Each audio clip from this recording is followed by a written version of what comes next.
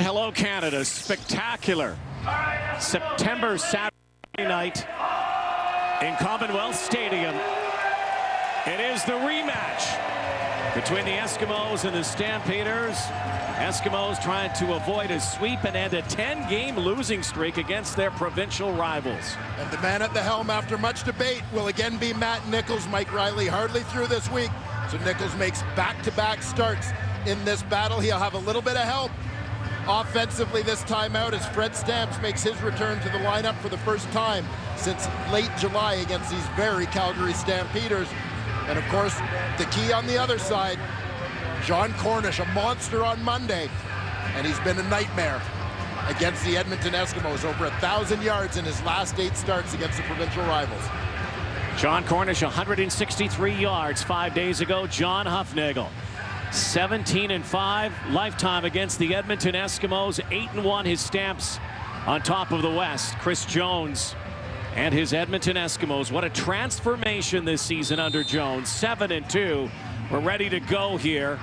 Stampeders and Eskimos, the sequel, round 3, and the Labor Day rematch. Time to tee it up, start it up, and let it fly. Here we go.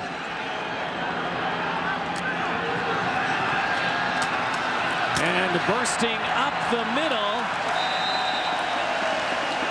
Tyler Thomas with the return, and the Eskimos in their brand spanking new signature uniforms, green and gold tonight. And Matt Nichols, as we said, at quarterback, completed 60% for over 200 yards Monday against the Stampeders. He gets one of the most prolific receivers in recent years back in Freddie Stamps in the slot to complement the league's most dominant receiver right now, Darius Bowman.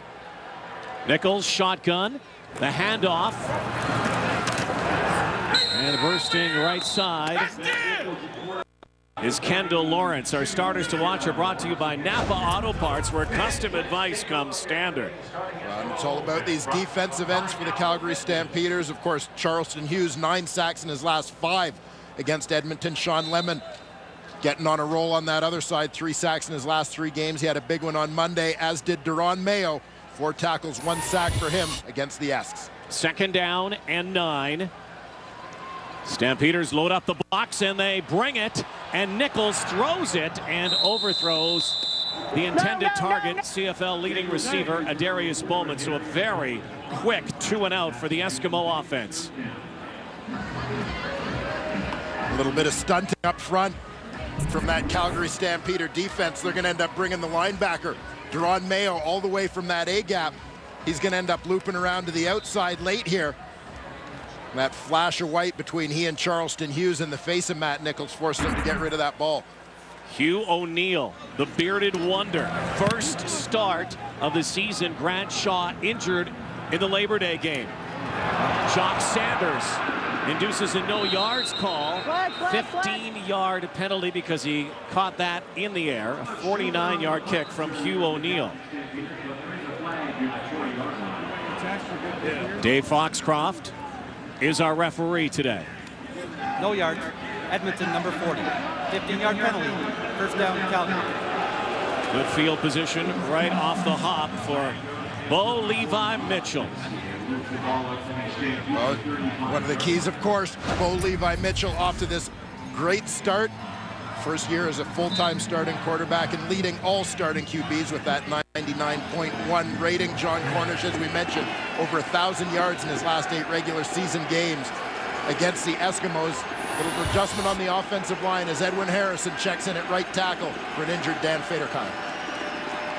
Bo Mitchell fires right away on the far side. Bringing it in is Simone Charbonneau-Campeau, former star at Sherbrooke. Former Hamilton Tiger Cat, an 11-yard pickup, and immediate first down for the Stampeders. And Charbonneau-Campeau getting an opportunity here in Calgary to get involved early. Gets a nice release. Fighting back to the football. Pick up that first down yardage. Stampeders slowly but surely getting some healthy bodies back in the lineup, but still without Brad Sinopoli.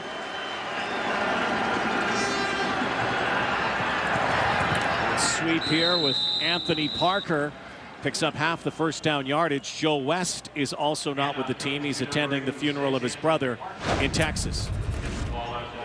Defensively for these Edmonton Eskimos, keep an eye on Odell Willis, the key to their pass rush.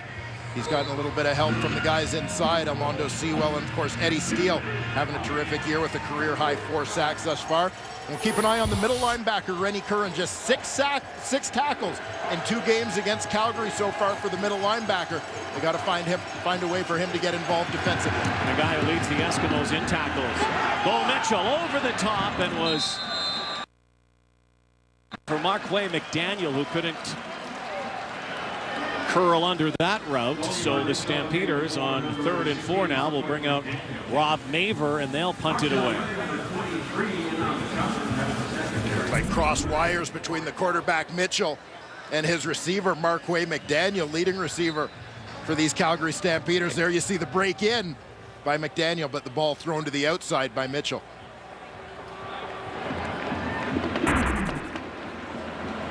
These two teams lead the CFL in punt and kick coverage. Kendall Lawrence, you see why. They're downfield quickly, have not given up a large return all season. Here's the guy leading all receivers this season. Adarius Bowman's been on fire. Can he continue his pace when we come back to Edmonton? There was some question who will start today. Would it be Matt Nichols? Would it be Mike Riley? Riley did not throw a pass in the pre-game warm-up. To the sideline we go. Here's Ryan Rashog. Yeah, Rod, and that was the case for most of the week where Riley was concerned, threw very few balls throughout the week, and it was extremely frustrating for him. He said every time he felt like he was getting close, he'd have a setback. It's his throwing hand. They tried absolutely everything. He could hold the ball, but he couldn't grip it enough to throw it. So they tried freezing it. He could throw it, but he had absolutely no accuracy. So Mike Riley, again, not wanting to put the ball, security of the ball in jeopardy. Matt Nichols in the game today. Nichols downfield quickly. Long toss that time. Mike Riley gave us a pretty firm handshake yesterday, but he said the thumb is just not there. He can grip the football, he just can't squeeze it. Yeah, a bit of a problem, obviously, for a quarterback. So Matt Nichols makes his 2nd straight start for the first time in some time. A year and 9 months between starts. That start on Labor Day. Matt Nichols, who at one time was ordained to be the starter here in Edmonton, but then ran into all kinds of injuries. Here's the rush. Nichols avoids it, flushed, throws, sideline. Adarius Bowman hauls it in up near the 31-yard line. Oh, this is a nice job by Matt Nichols of just staying alive while he's dancing around in the middle of the fire here. 18-yard pickup. See, Adarius Bowman is going to end up releasing as the number 2 man works back to his quarterback as Nichols starts to scramble. Going to come back to help him out. There's the push up field. Quarterback's in trouble. Work back to an open space. 1st and 10 again. Pat White is into the game. And some happy feet for Pat White, a guy who can scamper and does. 19th carry on the season. 17-yard pickup for the former 4th-round draft pick of the Anaheim Angels. Major League Baseball, also a draft pick of the Dolphins back in 2009. I'm enjoying seeing the expanded package for Pat White within this offense. I anticipate that will grow through the second half of this season. Great block there by his tackle, Selvish Capers. Little float toss from White over to Bowman again, his 2nd catch. So a little platoon here going for the Edmonton Eskimos out of the starting gate with White and Nichols. Offering a little bit of a change up here. You're going to see the motion with Adarius Bowman coming behind the formation. Bowman went left to right there. Quick hitter. Move your best guy around to get him the football. Right into Calgary territory. Calvin McCarty batters down Juwan Simpson with a big hit. Brandon Smith also in on the collision. So offensively, coordinator Steve McAdoo dipping into his bag of tricks early, mixing things up, giving some different looks. getting a few different people, particularly White and McCarty, involved early on here. Brandon Smith is on one knee. They're going to have to attend to him. So, yeah, a little bit of a change up here, 40, as the Eskimos come out of the gate. We anticipated seeing Matt Nichols at the very least with no Mike Riley. I don't think we anticipated seeing Pat White as early as we had. And again, Pat White's more of a short yardage guy. Yeah, short yardage guy, but we've seen that package grow as the year has gone on, trying to take advantage of the mobility, the speed, the running ability of Pat White.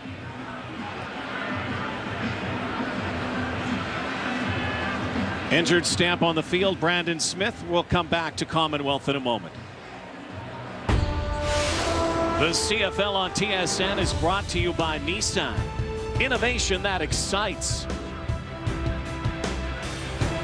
Zeros on the board here. Brandon Smith on the bench on the sideline.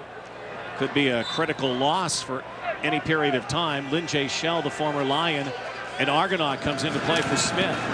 Nichols, quick hitter, far side. Fred Stamps back in uniform for the Edmonton Eskimos. First time in 5 weeks. Missed 4 games with a lower body injury. Well, and you wonder what this guy means to the Edmonton Eskimos offense. Well, for the last 5 years, he's meant virtually everything. He's been the go-to guy, one of the most prolific receivers in the Canadian Football League. In fact, over the last 5 years, he's the only guy to go over 1,000 yards in each of those 5 years. A number of guys did it 4 times, but Stamps a model of consistency and durability in that stretch. This year, though, the contribution from number 2 has been minimal. Third down and 3. And they're going, and it's a botch snap.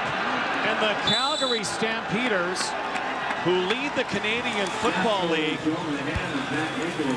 in turnovers on downs, forcing turnovers on downs, have the football again. Surprising that they went for it 3rd and 3. More surprising was this. Yeah, bad snap. Justin Sorensen in at center. It's been Ryan Ramsey much of this season. Snap goes high. Nichols unable to react and get a handle on it. So, risky move by the Eskimos. Does not pay off here, and the Stampeders could make them pay for it. 1st and 10 from the 49. First touch for John Cornish. Coming off a great week again. Monday, the Labor Day game, 163 yards. He was the CFL Offensive Player of the Week, CFL Canadian of the Week again. But you look at what he's done, what he did on Monday, and what he's done against the Edmonton Eskimos over the last couple of seasons, going back to the start of the 2012 season. 8 games against the green and gold, 120 carries, over 1,000 yards in 8 games. His first carry worth 5 yards. He's going to get another, and he's going to get another. First down. He keeps moving those legs. And John Cornish,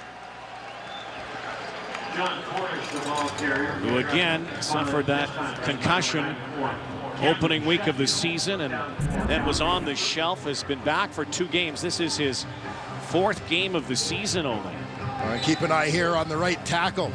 Edwin Harrison takes part in that double team. Help make that push up to 2nd level. Harrison again in for Dan Federkyle at right tackle. And the depth of this Calgary offensive line. Mitchell, Cornish, that's uncharacteristic. That one slipped right through the fingers. And another torching from John Cornish on Labor Day. Yeah, 17 carries, 163 yards, and a touchdown. And he just seemed to get stronger as this game went on. Pounding, wearing down that Edmonton Eskimo defense. For a guy who missed much of the first half of the season, John Cornish looks like he's right back up to speed. And that visor, 2nd down and 10. Throwing down here likely for the Stampeders. Here comes the rush. Mitchell down the sideline into traffic, and Aaron Grimes almost had the pickoff. And Aaron Grimes right in the face of a Stampeder enthusiast in the end zone. Grimes, who already has 2 interceptions on the season, almost had his 3rd. This is a ball-hawking, vulture-like secondary. Well, it's a Chris Jones secondary is what it is. They've been molded after their head coach for sure. We knew what we were getting with guys like Pat Watkins coming over from Toronto, a veteran guy, but Aaron Grimes is a guy who's really stood out as someone who was with the Eskimos last season, but has really stepped up his game here this year. Rene Paredes will open scoring, splitting the uprights from the 41-yard line. 6:20 to go, first quarter. Calgary on top by 3. Well, in a league where pass rushers are as important as they are here in the Canadian Football League, here are 2 guys who will be absolutely key. Charleston Hughes on the left, Odell Willis on the right. And there's the tail of the tape. Similarly sized guys, both started their careers in Calgary. Hughes ranking number 2 among active players in sacks, Willis number 3. Very similar numbers here so far in 2014. Chris Jones has coached up both these guys and has talked about their relative importance to the defensive schemes as well. 2 very similar players as they go, their defenses go. 3-0 Stampeders. Tyler Thomas weaving his way up near the 28-yard line for a 21-yard return. Here comes big Charleston Hughes. The guy who led the Canadian Football League in sacks last season. So far this year, he's got 8. One of those guys around whom defenses have to adjust their game plans. You need to be aware of where this guy is lined up on every play. Do what you can to help out your tackle. Nichols now in trouble. And Sean Lemon buries Matt Nichols. And as you're concentrating on Charleston Hughes, and there's the motorcycle coming to fruition. Going back to that picture that they took of Chris Jones' motorcycle, they've been biking ever since. And we saw this last year with Charleston Hughes on one side. Cordero Law ended up having a monster year in terms of sacks as well. This year, Law goes south. Lemon is the guy who benefits from being the man opposite Charleston Hughes. That's his 4th sack in his last 4 games. He's getting on a roll. Nichols now swinging it out. And Fred Stamps is smothered on the far side. Talked about that motorcycle picture. It's been the subject of some Twitter talk and Twitter trash that's been going on between these 2 teams that went back earlier in the season. Chris Jones rides a motorcycle. The players saw the motorcycle here, took some pictures around it, tweeted it out. And then, of course, on Labor Day, some of their reactions, because the Eskimos have their somersault routine, were based on the motorcycle. Chris Jones, by the way, thought it was pretty funny. Yeah, couldn't help but laugh, and of course knowing where it was coming from, having coached up some of those who victimized him, Juwan Simpson being one of the leaders of that group, he was able to appreciate it. Hugh O'Neill, again, his first game of the season with Bradshaw injured. Jock Sanders, high-stepping, nice return into Edmonton territory, an 18-yard return. Here he comes. He grew up wearing number 19, his hero. Not someone modern, but Johnny Unitas. Bo Levi Mitchell. Could be a historic day for him again for the Calgary Stampeders. There he is, 24-year-old Bo Levi Mitchell out of Houston, Texas. Grew up in Katy, Texas. I asked him yesterday if he had ever heard of Jackie Parker or Jim Van Pelt before this season. He says he has now. Yeah, well, and for obvious reasons, as he's been compared to these guys a number of times. And with each passing week, those comparisons even more so. Everybody watching closely this week, though, to see if Bo Levi Mitchell can separate himself a little bit from those 2 guys. Could be number 1 in terms of starts and wins from the beginning of a career. Jackie Parker, a legend, of course, in Edmonton. Jim Van Pelt played for the Winnipeg Blue Bombers and started that way in the Kenny Plain era, as a matter of fact, and helped lead his team in the 50s to a Grey Cup, and eventually went to the military, became a lieutenant, as a matter of fact, Jim Van Pelt did. Bo Levi Mitchell has put his name in the category with some great ones. Lots of time. Goes deep. downfield and unable to run under it is Nick Lewis. Could not separate himself from the defender.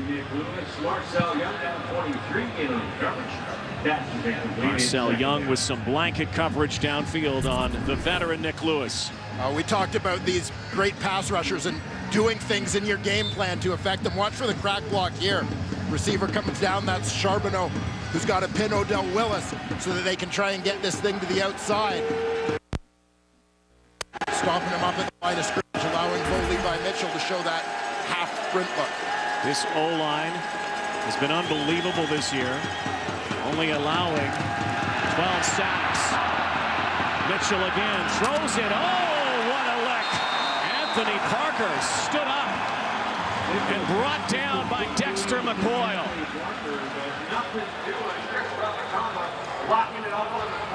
Well, it finishes with a big hit, but for Calgary, it starts with a pretty good block. Keep an eye on the running back here, John Cornish, who's going to step up and help take on the blitz. He's protecting that backside, stones it up at the line of scrimmage. Bo Levi Mitchell can see what's coming from the other side. Well, and there you see Dexter McCoyle, a guy who's having a phenomenal first year here in the Canadian Football League. 4 interceptions so far, a perfect fit in the Chris Jones defense with his versatility. Rob Maver. Kendall Lawrence was back, but the ball out of bounds.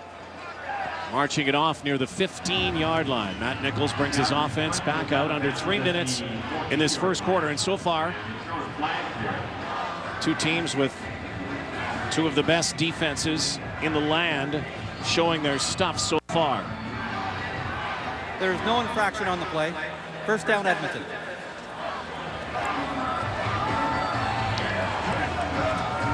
As you said, defense is dominant here early on, and this is always a very interesting week in the CFL schedule, particularly between these 2 teams, with the quick turnaround, back-to-back games having played Monday and Saturday.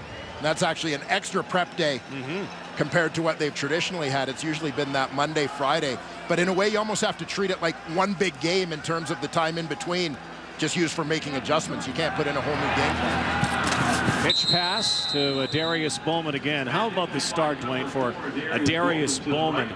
He's having a season for the ages for himself. CFL leading receiver in receptions and yardage, 5 touchdowns already. He's been the go-to guy.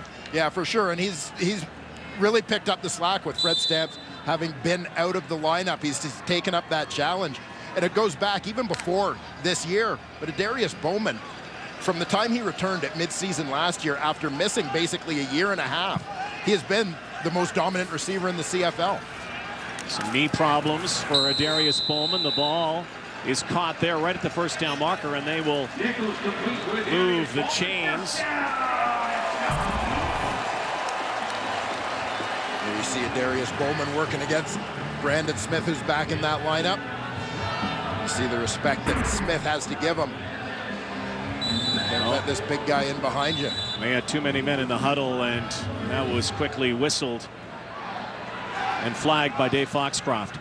Illegal substitution, 13 men in the huddle. 10-yard penalty, first down. So that will move it back, and it'll be 1st and 20 for the Eskimos. Edmonton trying to change up that personnel package, running people in and out. And this is where guys have to communicate. You have to know who you're in for, who's got to get out, and tell the guy. Otherwise, you get caught as they did with too many men in the huddle. You can't have that, as it doesn't allow the defense a chance to substitute to match. Down, picked up by a lineman.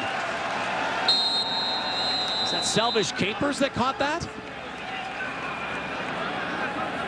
One of the linemen brought that down after it was batted. There was a great heads-up play on each side of this one. Sean Lemon anticipating that throw and getting in the air to bat it down. But before he had a chance to scoop it and start running, the big fella in front of him took off. He's out to the right side, that defensive end spot.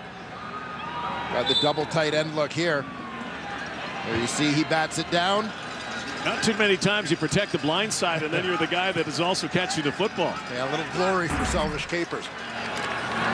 Nichols, screen pass again. And saw there, unable to hang on to the football, was kind of bobbling it, Kendall Lawrence. So all of that from the Eskimos, and they're going to have to boot this away now. And that too many men in the huddle penalty was really costly. Yeah, we've seen a couple of early errors for Edmonton, and this is the kind of self-destruct that they can't afford against a team like Calgary. 15-yard, no yards penalty, a botched snap when they decide to go for it.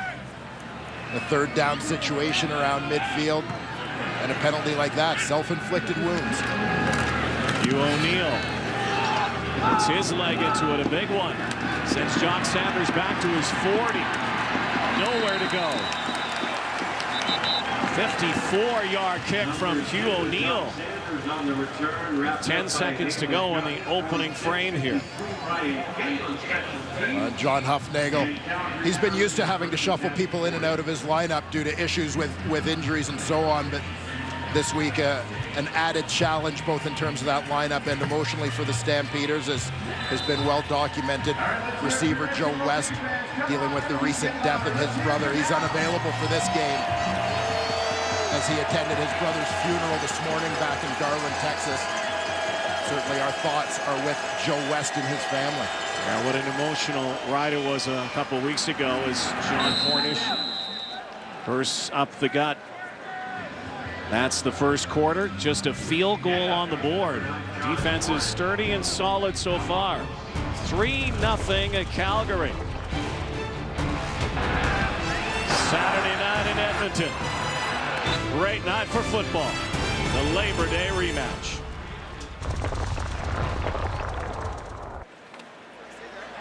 We're growing more accustomed to scores like this early in ball games in this CFL season. 3-0 Calgary leading Edmonton as the offenses haven't been ignited yet. Numbers very similar except for the turnover on downs so far, but it's the chess match that we talk about, the Labor Day rematch, days after when these teams get together again, and often you see adjustments made, but over the last few seasons, Calgary has enjoyed the sweep against Edmonton. Yeah, they certainly have, and give them a lot of credit for the game planning that goes in, because a lot of times in a situation like this, you're not so much game planning in between the games as you're almost game planning for 2 games before the first game of the back-to-back, knowing that there may be some things that you don't use in game 1 that you're going to pull out and fine-tune a little bit leading up to game number 2. You're also trying to anticipate what the other team might do based on things you've had success with in that first game. Haven't had any big plays yet so far. Opening series, second quarter. Levi Mitchell again, great protection and almost into the midst of Gregory Alexandra. Alexandra with big defensive tackle, dropping into coverage here from his spot on the nose. And there's the big fella. He's going to end up dropping out on this one. Getting a little bit of a different look. Reading the eyes of the quarterback. You see, he's not looking back to see the route coming. He's looking at the eyes of the quarterback to see where Bo Levi Mitchell is looking. Let him up! Let him! Booming kick by Maver. Kendall Lawrence driven down and backwards. Downfield quickly was Carl McCartney, our star at St. Mary's. We're up in the Bahamas, and so Matt Nichols trying to get some momentum going. The last drive they had, they seemed to move the football. They were penned, and then again they took that penalty. What do you think of the uniforms, the Eskimos' signature uniform so far? You know it's the Edmonton Eskimos. Well, there's no question about that. Those are some big E's. They are, big E's. Nichols, good play action, far side, laying out and making the grab. Shamad Chambers has become the human highlight reel lately. Great grab by Shamad Chambers. Showing off the athleticism that made this guy one of the most coveted prospects in the 2012 draft. Shamad Chambers coming into his own here this season, laying out, squeezing it, securing it, and critically surviving that contact with the ground. And one of the big catches as well on Labor Day. One-hander on the sideline. Acrobatic, athletic. Tyler Thomas barrels down up the middle, and we'll get a fresh set of downs as well. Bacone College, Tyler Thomas gets the touch. And there you see Matt Nichols out at Eastern Washington University, where he preceded Bo Levi Mitchell at Eastern Washington University.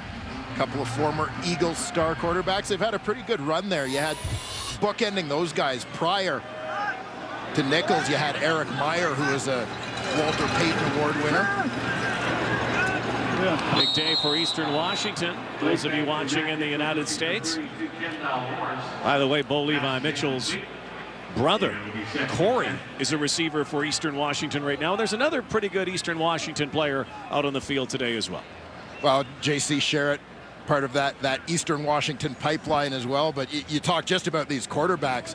I mean, they went from Eric Meyer to Matt Nichols, a Payton Award finalist. Bo Levi Mitchell, when he took over, won the award. And now they've got another great candidate for it in Vernon Adams, the current Eastern Washington quarterback.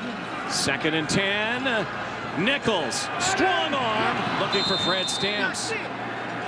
Jamar Wall, 3 picks on the season, leaping high. Stamps can't come down with it. It may take Fred Stamps a little bit of time to settle back in, a guy who has been so much the go-to guy and the focal point of this offense in recent years. But in his absence, particularly to start this season, Darius Bowman has maybe gone from being option 2 to option 1. Chatting with Chris Jones yesterday about the things that Matt Nichols had to work on this week. They talked about timing and practice, but also he said in pressure, told Matt, throw the football away or check it down and don't miss any easy ones. That seems to be a theme around the Canadian Football League these days. Yeah, for sure. Sometimes looking to make the big play and make it more difficult than it is. Nothing wrong with just picking up a first down and keeping a drive alive. Mike Riley acting as an assistant coach on that sideline. Some of those receivers today helping out.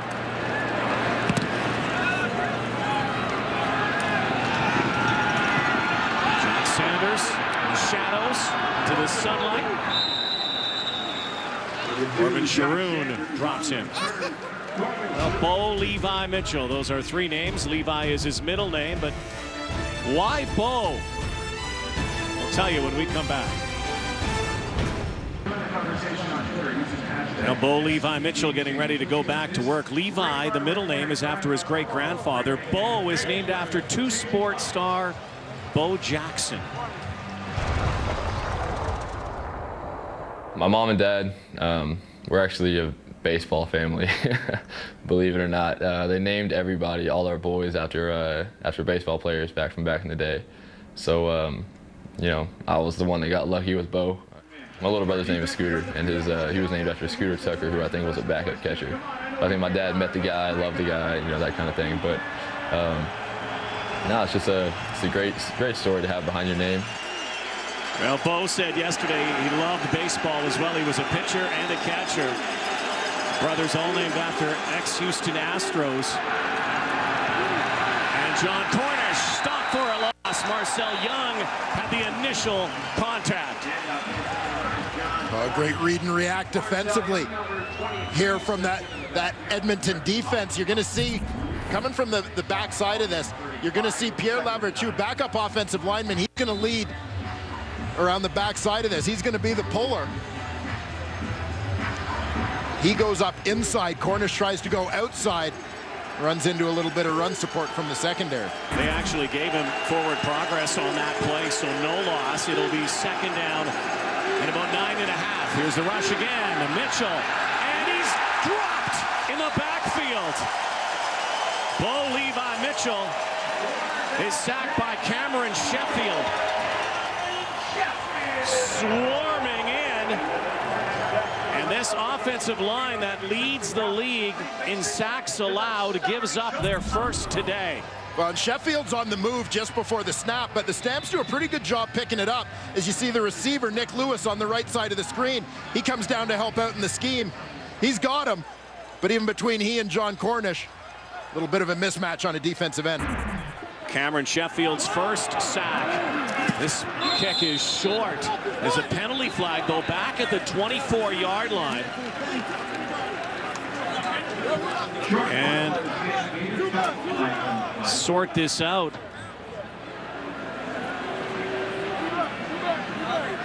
.10:52 to go, second quarter.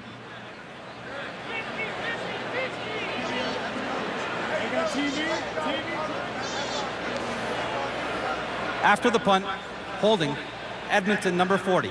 10-yard penalty, first down.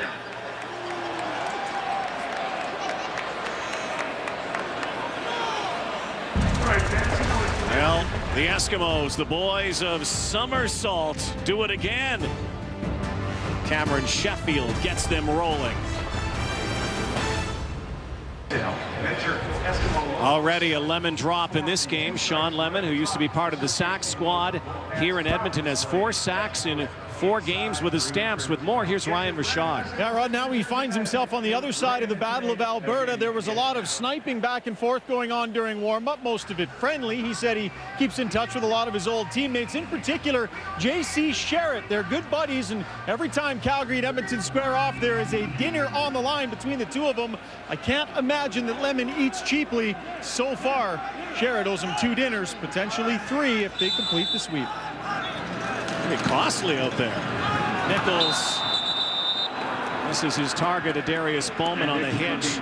See, J.C. Sherritt needs to find like a receiver, or a DB, maybe a kicker to bet with. Absolutely. You know, what's he thinking? Well, he takes on guys twice his size half the time. J.C. Sherritt certainly not in a role that he's accustomed to, and a guy who led the CFL a couple of seasons ago, record-setting tackles and standing defensive player. What if you get ran over right here? Ball. Dealt with injury issues the last couple of seasons. Second down and 10 now from the 38. 4-man rush. Nichols steps up, flushed out. There he goes. Penalty flag. Likely a hold here against Edmonton. We'll sort it out. Very close to a first down as Matt Nichols found some green space. Holding, Edmonton number 60. 10-yard penalty, repeat, second down. Justin Sorensen back in the Eskimo lineup. Former first-round pick of the BC Lions. Going to see Darius Bowman here, and watch the attention that he gets, particularly you've got a halfback here, linebacker here. Deron Mayo, Brandon Smith on that side of the field. Both working on Darius Bowman to try and take him completely out of the mix. He's the primary receiver. This is what's going to lead Matt Nichols to have to scramble on this play. Another hit screen with blocking help this time. A.J. Guyton's first of the afternoon, and Guyton has a big gain, one of the biggest plays in the ball game from a guy who drew some criticism last week and had a couple of drops and took it on himself. He said after the Labor Day game, "My bad." Well, showing that he's doing a pretty good job of shaking off the tough performance on Monday here. The guy who's got a little bit of kick return experience, taking advantage of some of those after the catch skills, running with that ball in the open field for a big gain for the Eskimos. Guy who's already picked up 32 catches on the season, almost 300 yards, a couple of touchdowns. A.J. Guyton, Nichols, strong arm, over the top, and it's caught! Darius Bowman continues to sizzle. The Darius Bowman show this season here in Edmonton. 30-yard gain. When you see the impact of Darius Bowman, he's going to run his deep route, but he's also got Fred Stamps, who's going to draw some attention, pull a defender away from him, give him a little bit of room to work here as they get both these guys on the verticals. Stamps with the crosser, open up that side of the field, opens up the middle. Leaving Bowman isolated for the big catch.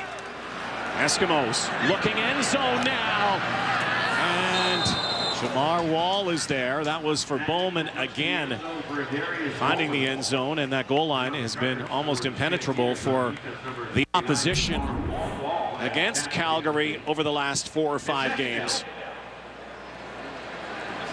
And you see a little bit of hand fighting here between the two of them as the ball approaches. But a pretty good battle. We talk all the time about the slots, Bowman and Stamps for Edmonton. You've got 2 halfbacks that have been very productive for for Calgary this year. in the tandem of Jamar Wall and Brandon Smith. 34 straight drives now. Calgary has not given up an offensive touchdown. Guyton, though, looking end zone, and the streak is over. And A.J. Guyton has the touchdown. Not dropping this one.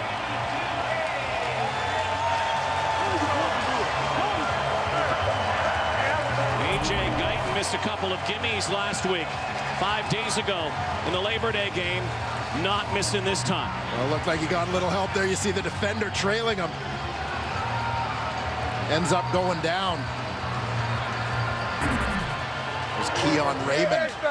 Defender trailing him across the field. Lost his footing, leaving Guyton wide open on that crosser. Finally, an opposing offense solves the riddle and finds the end zone against a very stout Stampeder D. A.J. Guyton finds the house. 3rd touchdown of the season. The Esks have the lead. In your game prep, you got to know what to expect. And here, you've got 5 Eskimo receivers releasing on the play. And you're going to see man-to-man coverage against 5 Calgary Stampeder defensive backs. Guyton versus Raymond is matchup number 3, working from the bottom of the screen. Right there. There's your receiver. Keon Raymond loses his feet. Man-to-man coverage, no help. In behind, straight 0. That leaves Guyton open and a free run to the end zone. Cedric Cunningham collects the kickoff. Cunningham finding a couple of blocks and still moving up near the 45-yard line. There was a flag on the return. Cunningham out of Furman. A couple of big plays already for the Stampeders. Hunt returned for a touchdown and also had a run for a touchdown a couple of weeks ago.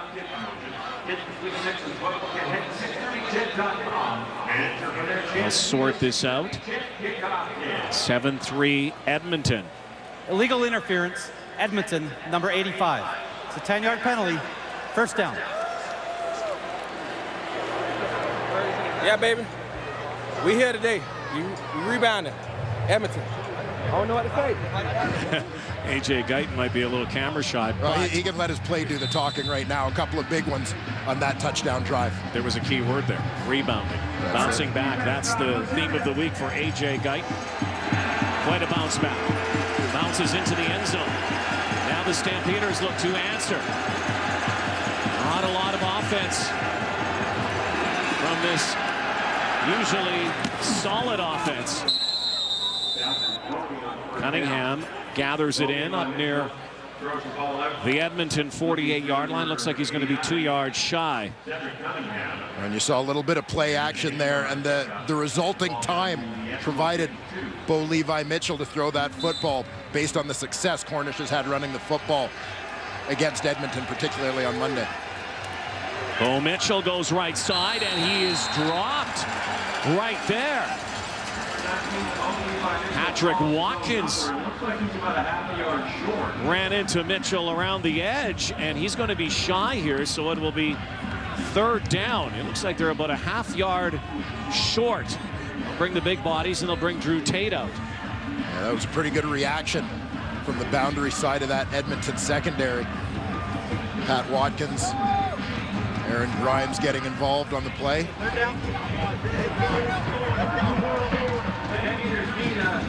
Dave Dickinson, offensive coordinator on the left. Used to a few of the Labor Day games in the past. Well, we talked about those Eastern Washington quarterbacks, Big Sky Conference, Walter Payton Award winners. Dave Dickinson, a former Payton Award winner, but also earlier this year voted the Big Sky Conference's male athlete of their first 50 years. He's pretty proud of that one. Talked with Bo Mitchell yesterday about Dave Dickinson. Said, honestly, did you know a lot about some of the guys up here? Did you YouTube Dave Dickinson? He said, you know, seriously, I didn't at the beginning. Then I started to. He was awfully good, but he knew about him beforehand. So here it is, 3rd and inches. Drew Tate behind center goes forward and will move the sticks. Drew Tate comes in at quarterback, and just quarterback seat. Part of the MO, of course, for the Stampeders and the success they've had offensively, #1 in so many categories, is right there. John Cornish. Yeah, it all begins with the run game for them, and Again, going back to Monday, Cornish, the monster game. 17 carries, 163 yards, just 4 carries for him so far. And I believe that this is a little bit of that chess match, anticipating that Edmonton's going to be so focused on stopping Cornish in the run. You want to show some other things here. Audible at the line now for Mitchell. And he'll give the rock to Cornish. Looked like it was a face mask there. And there was a penalty flag. It looks like they caught it. They grabbed the grill of John Cornish. And he's tackled near the 45. Just pulled his helmet off. Major foul, face mask, Edmonton number 95. 15-yard penalty, automatic first down. There is the former Montreal Carabin, Gregory Alexandra. Big guy, 6'2", 277, and a big wingspan and big paws. And here you'll see him catch John Cornish. As Cornish tries to race through that gap. You see the hand on the face mask right there, spinning the ball carrier around. Get another look. There it is. Turning the head. Very close to the danger zone for opposition against the Stamps, the red zone. Mitchell looks end zone, touchdown! Simon Charbonneau-Campeau, his first Stampeder touchdown.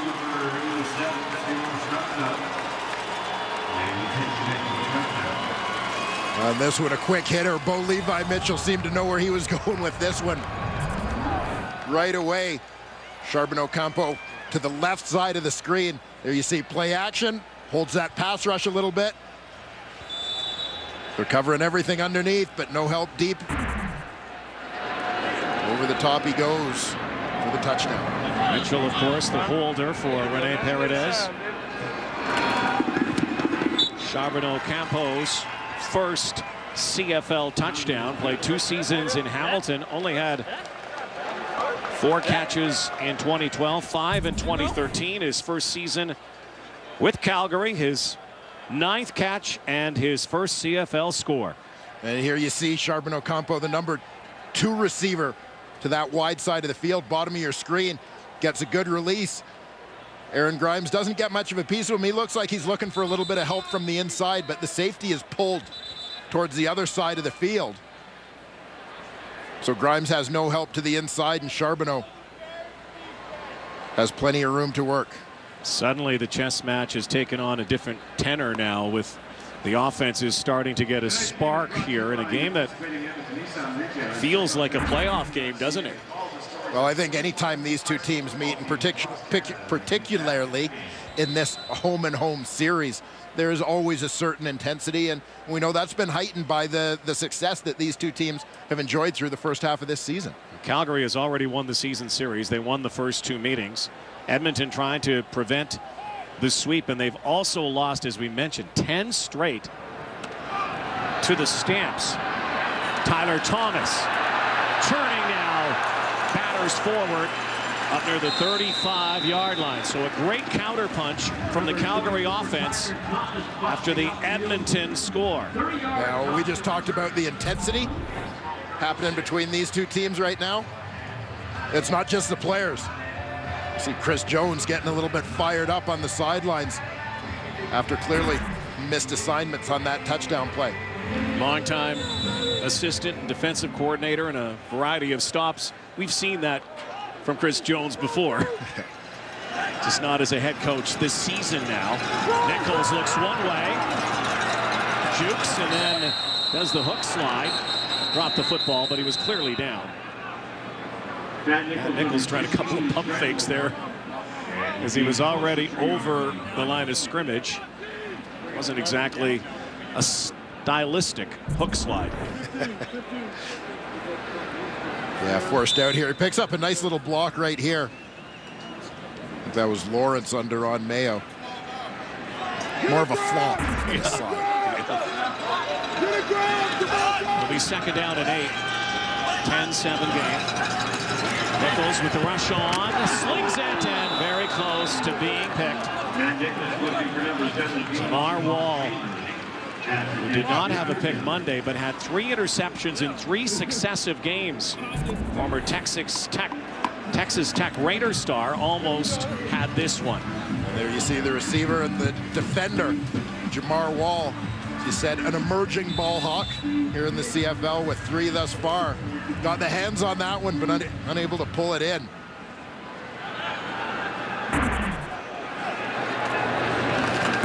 O'Neill, the hometown guy, all bouncing backwards. A 5-yard, no yards penalty. Jock Sanders on the return. 4 minutes to go before halftime. Well, tomorrow the CFL on TSN continues. Doubleheader day. Ticats, Alouettes, 1 o'clock Eastern, followed by the Rough Riders and Blue Bombers. Live coverage underway at 1 Eastern, 10 a.m. Pacific, across 4 of the newly expanded TSN feeds. This is when it all gets going, Mr. Ford. I know that no game is more significant than another. No part of the season is more important than perhaps the playoffs, but this is kind of when the real season kicks in, right after Labor Day, the final 9 games. Well, the games have that added importance, of course, as for better or worse, you're competing against the teams in your division for playoff spots, and so the games have added meaning as you play more within your division. Odell Willis held in check so far. John Cornish also has been silenced for the most part. A 7-yard gain, one of his bigger gains. Well, he ran roughshod over the Eskimos on Monday.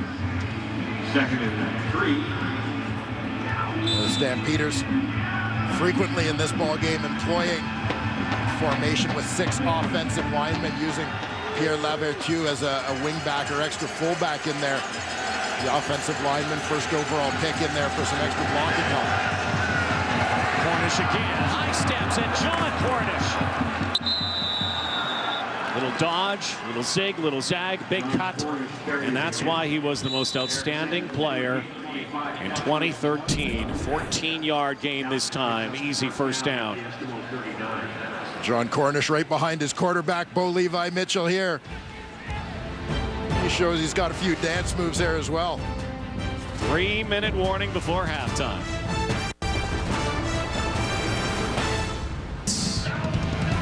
Till halftime. Rod Smith, Schultze, Jock, Miltstiegel sporting that bow tie yesterday. Looks so good. GMZ Coach's Playbook with Lapo. Paul Lapalese coming up at the half. Beautiful night for football in September in Edmonton. Good game going on here. Western rivals, heated and hated rivals, arch rivals. Mitchell, out pattern.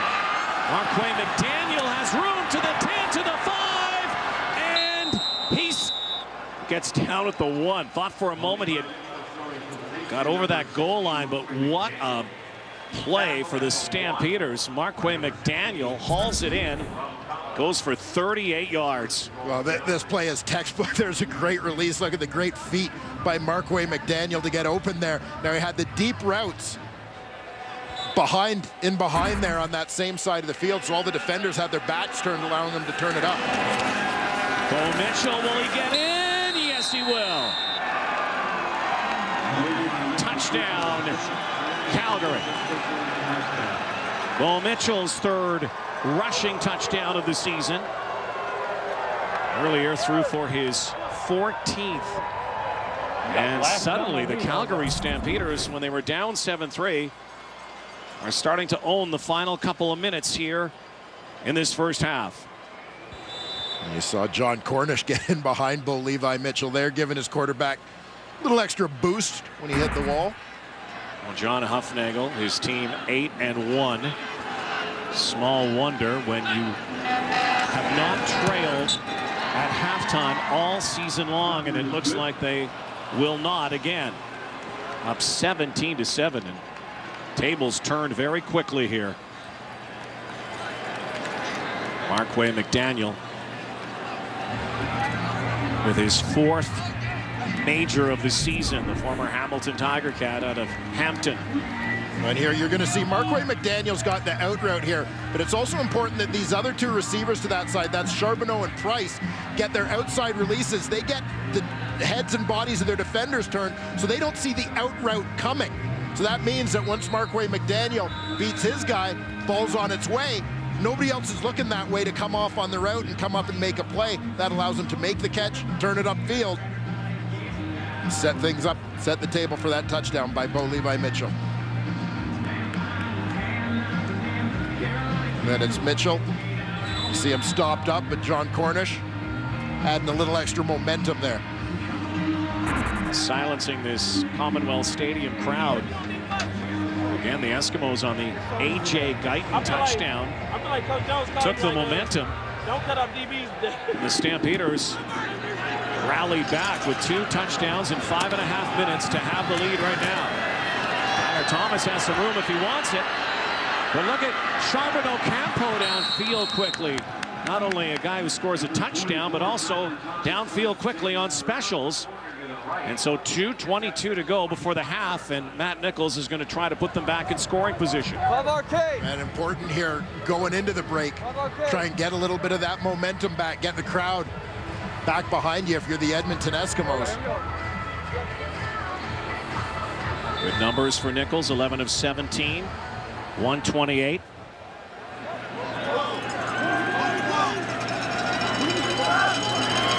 Guy who has made all of his starts against Calgary.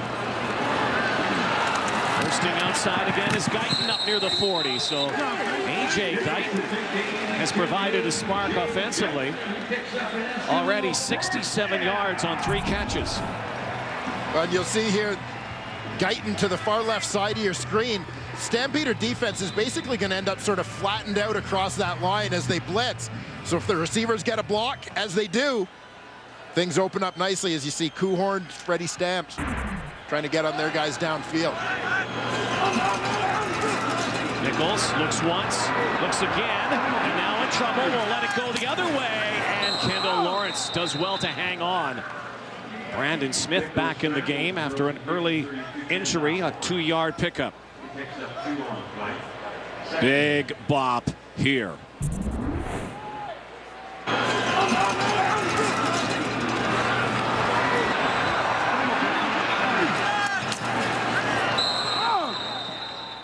Gotta love it. Key second down here for the Eskimos. Sean Chambers lunges forward, very close to that first down marker. But they're marking it out at the 45-yard line. So he stepped out of bounds, and it's going to be 3rd and about 4, almost 5 yards. So the Stampeders are still going to get the football back with 94 seconds to go before halftime. And this is one where Matt Nichols ends up having to get rid of the ball early because he's got Charleston Hughes in his face on the play. Hughes looped to the inside. Put a little bit of pressure on the quarterback so he doesn't have a chance to wait for a deeper route to develop. He's going to throw that short one. Former Alberta Golden Bear, Hugh O'Neill, getting longer. And Jock Sanders steps out of bounds near the 26-yard line. So, chance for a little more hay before halftime for Bo Mitchell and the Stampeders. Yeah, as you said, they got hot with a couple touchdowns in that 5-minute span. Bo Levi Mitchell, the overall numbers aren't great, but the last couple of possessions have looked pretty good. That's the kind of guy, Bo Levi Mitchell. When you sit down with him, he says, you know, he's got short-term amnesia. You have to forget failure very quickly as a quarterback, something he's learned from Dave Dickinson and others with the tutelage the last couple of years of other quarterbacks like Kevin Glenn in Calgary and Drew Tate, as he's been the guy apprenticing. He's the guy now. Cornish, little flea flicker. Mitchell downfield into traffic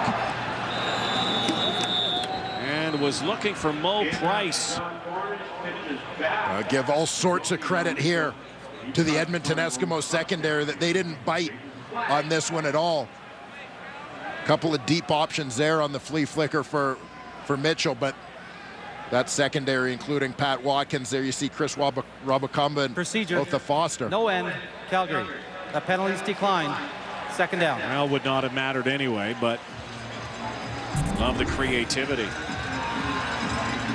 So here you'll see Eskimos know that the Stampeders have a few of these tricks in their book, so they're not letting anything over the top. Defenders always in behind. Not allowing that deep route to run free. Stampeders scored on one of those Toronto earlier this season. Second down and 10. Little sidearm to Cornish. And making the Eskimos miss.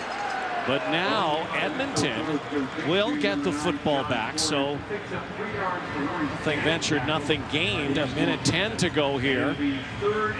And the Stamps will have to boot it away. So Edmonton could get some good field position. Yeah, defense gives them another opportunity here with that big stop. And again, going back to that flea flicker play, it's just a case of doing your own job, knowing your responsibility. Your job is to cover the receiver and don't bite on that run fake. Timeout, Edmonton. Timer, please put 1:02 on the game clock. Calgary 1 minute and 2 Stampeders seconds. this season have the least amount of 2 and outs. May seem like an insignificant stat, but it is a significant stat. When you can constantly move the football, you gain more yardage, quite obviously.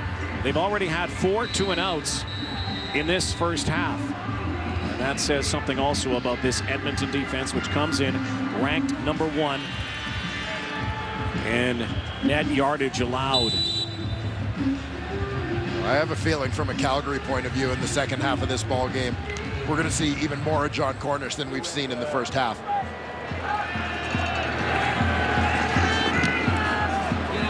And overhand kick. Kendall Lawrence has the edge. Lawrence now into Calgary territory, and the crowd rises up now with 52 to go before the half, and they're back in it. It's up to Matt Nichols, though, in the offense to see if they can move the football into scoring position. Yeah, great boost there from the special teams.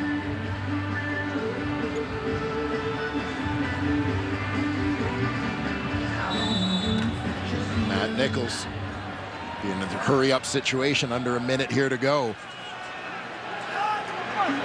Also got kicker Hugh O'Neill in the game, so he hasn't had a field goal attempt this season. A Kuhorn wide side brings it in. They kept him in bounds, though. 45 seconds to go. It'll be 2nd and 1. Long throw here, and this is a case for Matt Nichols of taking what they give you. They're laying off a Nate Kuhorn out on that wide side. So he's keeping them honest, putting it out there. 2nd and 1, he throws. Chambers goes out of bounds wisely. So now Hugh O'Neill is probably breathing a little easier again. Hugh O'Neill came into this week having not kicked all season. He's been on the roster, but always a scratch. Grant Shaw did the kicking. Shaw got hurt tackling Jock Sanders on Monday. And so O'Neill, last time we saw him, that beard was a little shorter. Yeah, he's been working on it. He's been working on it, but big shoes to fill as Grant Shaw has been having a career year thus far. Eskimos would like to get this to the house, though. And they go over the top. Crossing pattern for Darius Bowman. Lots of time here to get it to the end zone if they want. Darius Bowman, 6th catch of the half. Matt Nichols looking like this 2-minute offense is right in his wheelhouse. Spreading it around. He's worked the outsides of the field a little bit. Outside, outside. Now I'm going inside across the middle. Looking end zone for Stamps. Matt Nichols throws it up for another 2. Our wall with the blanket coverage there. Thrown out of bounds. It's incomplete. 2nd down. Trying to get Fred Stamps out to that corner. Classic red zone route here offensively. The wall anticipating that one, running pattern with the receiver. Well, Fred Stamps back in the lineup again. Only 1 touchdown this season. Last year he had 11. Scored in the season opener against BC. Now the little swing pass, and A.J. Guyton gets rocked. Wicked shot on the far side. So that will bring out The aforementioned Hugh O'Neill. The best the Eskimos will do here is a field goal attempt. A nicely executed drive there for the Eskimos to move it in, at least make this what should be a chip shot for O'Neill. Spent time with BC, mentored under Paul McCallum, came here late August last year. Had some playing time, but nothing this season. His first field goal attempt of 2014.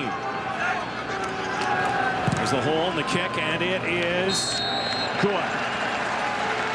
On the final play of what turned out to be a very exciting first half of football. Playoff caliber football here tonight. Why not? Two Western powers going at it. Calgary leads 17-10 as we send you back to the studio and the pen. All right, Rod, Hugh O'Neill doesn't trim the beard, but he does trim into the lead a little bit there, down to 7 points. Now 17-10, Edmonton back with Milt Stegall in the middle there between Jock Climby and Chris Schultz as we look more into what took place and expected a more dominant Edmonton defense. And that was certainly the case in the first quarter when Calgary was limited Schultz to just 3 points. But you can see the Stampeders, as this game progressed late in this first half, really turn it on. Well, Rod, biggest surprise to me is I really thought the Edmonton Eskimos on defense would respond in this game and play their best on defense, but it hasn't been so by any means. They were embarrassed in the Labor Day game against the Calgary Stampeders, and they're embarrassed by John Cornish. Now, what I want you to notice is just where they're running the football. That is into the heart of the defense. That is into the bubble of the middle linebackers and two defensive tackles. I'm seeing defensive linemen knocked off the ball. That's what happened in the Labor Day game. They have had certain moments of success. Here, John Cornish again gets the positive yards. He does get bounced back every now and then, but that's the fourth play right up the middle. John Cornish can take a game over, and if they cannot stop that element of the running game, then Calgary's going to grind them down. Great job of the head coach, Chris Jones, after the Simeon Charbonneau-Campeau touchdown pass, going down the bench, cussing out his players. Because this defense is better than that. Credit Calgary Stampeders, playing well. But on the bright side for the Eskimos late in that half, Jock, was the way the offense was turning it on. I mean, they did have the late charge for the field goal, but before that, though, a good big play to set up a touchdown pass. Yeah, and, you know, Matt Nichols is a quarterback with not a lot of experience, and I love when I see a young quarterback able to take advantage of something the defense is giving you. You know, if I was the head coach, I'd tell my defensive coordinator, you can run any defense you like, but do not run a defense where you take the safety out of the middle and do not get pressure on the quarterback. And that's what we saw on this play. Nichols sees right now he's got all verticals on the outside. Right now he's got wide receiver, he's got a post from the slot, and his climb route or ladder route from Stamps. Now, he has got to read the safety, which he does, and sees him what they call robber. He's jumping down to take away any dig routes. Why do I hate this pass pattern as a defense? Look what you got right here. You've got 4 Calgary Stampeders all bunched together, covering 2 Edmonton receivers. And what does that leave you as an outside guy? A post pattern. Ask any receiver, what's the easiest play to complete as a receiver in football with no safety help? The post. It's like taking candy from a baby milk. It was entertaining. It's been an entertaining game, some scoring, and finally some hitting. I love when players are hitting, and all teams in the CFL hate each other, but these two teams really hate each other. They're in the same province, and they're going to hit. So kids out there, if you want to be a professional football player, you have to do one or two things. Take a hit or deliver a hit. And if you can do both, you're a great player, because that's what they're doing today. Don't get me wrong, I love the scoring, but hitting is my favorite thing. And you really know what I really enjoy about this hitting? That I'm not getting hit. I love it. I was just going to say, since when do you like the hitting? You and I did everything we could to avoid that nonsense. But it's not us anymore, though, Josh. The biggest reason you tell me you would not go back and play, even though you look fit enough to go. If you got the speed, you got the hands, but that's a bit of a difference. And we saw a lot of hitting between these two on Labor Day Monday as well. The traditional rematch. One day later than normal. They usually do it on the Friday night. A little extra rest. And finally, the offense is getting it in gear in the second quarter. We got a game 17-10, and some Calgary fans there to watch their team leading the way. We'll be back.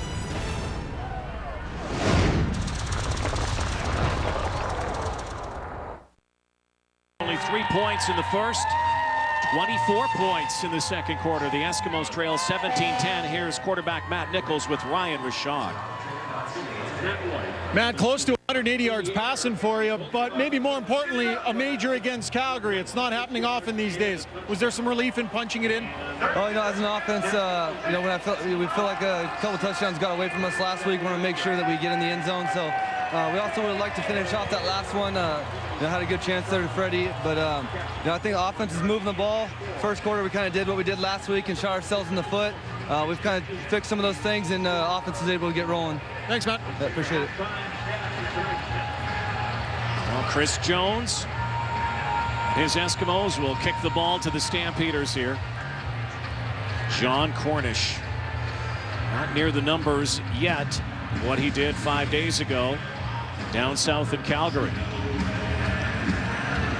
We'll see what this second half has in store. 28-13, Calgary won. They led 15-10 at the half on Monday. They lead 17-10 here. Cedric Cunningham is dropped by running back Tyler Thomas downfield on specials. This is what you've got to love about special teams. This is where the energy and the intensity and great physical play all come together. Talked about it before this game, how both teams are so adept this season, 1 and 2, in allowing return yardage. Special teams have been a force here so far in this game. No big returns. 5-6 yards of return. Cornish left side. John Cornish runs close to a first down, taken out of bounds on the far sideline, right near the first down marker. So just as you said before we left at halftime, expect to see a little more mail carried by number 9. Yeah, for sure. I mean, with the success that he's had against Edmonton, obviously it's a different defensive scheme this year than in previous years and in the previous 7 games.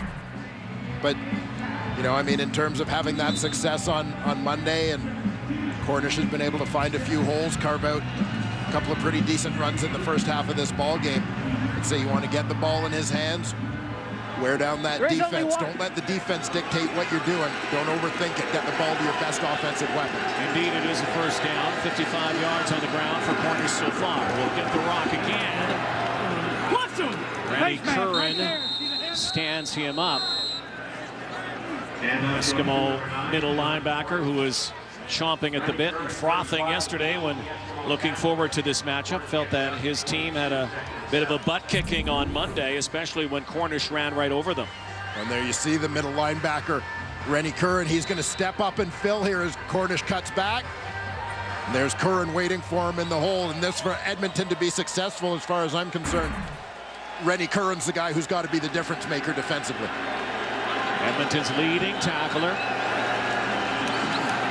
Mitchell over the top, and Charbonneau Campeau hangs on. Simone Charbonneau Campeau has had a couple of big catches here so far. The former star in Sherbrooke.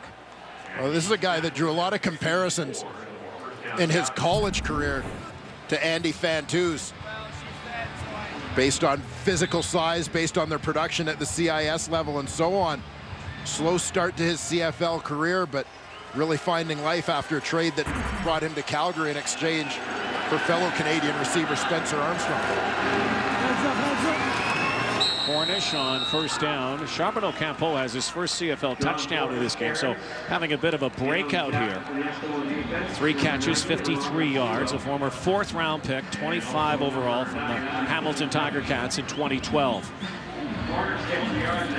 This speaks volumes too. You mentioned Andy Fantuz, and think about all the tremendous CIS receivers we have seen in the last decade, including Andy Fantuz and Nate Kuhorn. The list goes on and on and on. Yeah, well, you just look at this game. You mentioned Nate Kuhorn, that great University of Calgary team that featured both Kuhorn and Anthony Parker. Both ended up as top 5 picks in 2011. Parker's been silent in this game so far as they go to Nick Lewis, who has yet haul one in as well.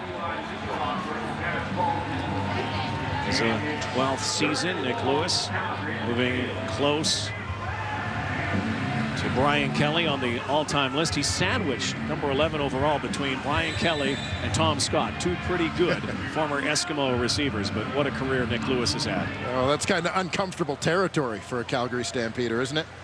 Sitting between those two guys. Maver's kick. Kendall Lawrence again swamped. Well, the biggest production in the first half came from number 4. In fact, the best production all season from all receivers in the Canadian Football League. We'll see more from Darius when we come back. Bull was the fastest man. We have seen a number of lightning bolts in the Canadian Football League too. The speedsters. There's one of them, Kendall Lawrence. Who do you think is the fastest man in the Canadian Football League? And see, you're going to probably throw a couple of names, because if you say one, then you know that the Twitter world blows up. Yeah, you can't even say anything now. It's probably best to leave it alone. I know that there's a guy who'd been mentioned in that category, certainly. Mo Price, the 102-yard touchdown already to his credit this season. That looks pretty good on the resume. You can just hedge if you want. just say, give a bunch. Nichols now. Pump fake. Look out. Pocket converge. The ball is down, and it's picked up by Corey Mace. Down to the 10-yard line. Sean Lemon spikes the ball out of Matt Nichols' hand. And a big turnover here. Corey Mace almost rumbled into the end zone as he picked it up. The Stampeders will have the ball at the 11-yard line. And Sean Lemon continuing to thrive at that defensive end position for the Calgary Stampeders. Little stutter step working around the tackle, and there it is, that swipe with the right hand to punch the ball free. And confirming, by the way, that Corey Mace is not the fastest man in the CFL. Yeah, he will not be used the same terminology as Flash, but I'll tell you what, good scoop by Mace. Mom, Dad, I love you. Vancouver product of Wyoming, and Sean Lemon, the former Akron Zip, takes it away. The Zip with the strip. Nichols, Mitchell, end zone, and Marquay McDaniel caught it. A little hot potato in the end zone. McDaniel has it for the touchdown. And a turnover turns into points. And Marquay McDaniel's off screen to the right side of your screen. He's going to run the classic route in this part of the field. That corner. He's got man coverage all the way. Beats his guy off the line. Marcel Young, and in he goes. Good shit. Hey, I told Pat. That's too much over here. That's too much over here. Doing what? We all even have too much. Great route, bro. Great route, man. You called it. Good job. Good call, Dave. Hey, Dave, good call. Hey, Quay. 10 points off turnovers. The Stamps extend the lead to 24-10. Oh, Levi Mitchell throws another. Marquay McDaniel hauls it in.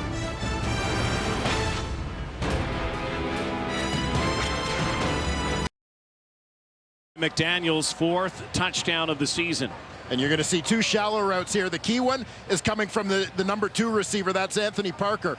He's going to hold the guy down low, and that means no one can fall off to help out on the corner route here. Straight man coverage. Great release from McDaniel, untouched. Parker holds the halfback Grimes close to the line of scrimmage. He can't get back there to help out. And a perfect throw, of course, from Bo Levi Mitchell. Just a beautiful release on that one from Marquay McDaniel. Good footwork again. So very similar to Monday, where the Stampeders starting to run away. And so is this guy, Tyler Thomas. Brings it up near the 50-yard line. Best return of this ball game. And again, the Eskimos not wilting here, looking to punch right back. 53 yards on the return. Yeah, and he gets a couple of great blocks initially. This is your line of scrimmage, so to speak, point of attack. The wedge spreads things out. But Tyler Thomas, we saw him on a cover team to start this half, and now being the returner, doing just an outstanding job on special teams here, setting the tone for the Edmonton Eskimos. Eskimos lone major. A.J. Guyton on a pass from Nichols. Play action. And Matt Nichols throws it away. And that goes back to what Chris Jones talked about yesterday. If you don't have something, throw it away. Yeah, especially in this territory, you got to protect your field position. There's another look back at that Markway McDaniel touchdown. Good protection at the line. You see a little juggle, gets those feet down.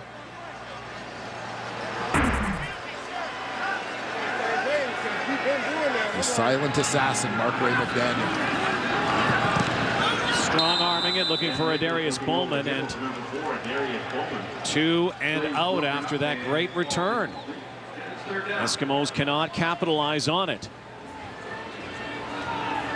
And unable to build on the momentum they had on that last drive of the second quarter. They marched down to set up the Hugh O'Neill field goal just before the break.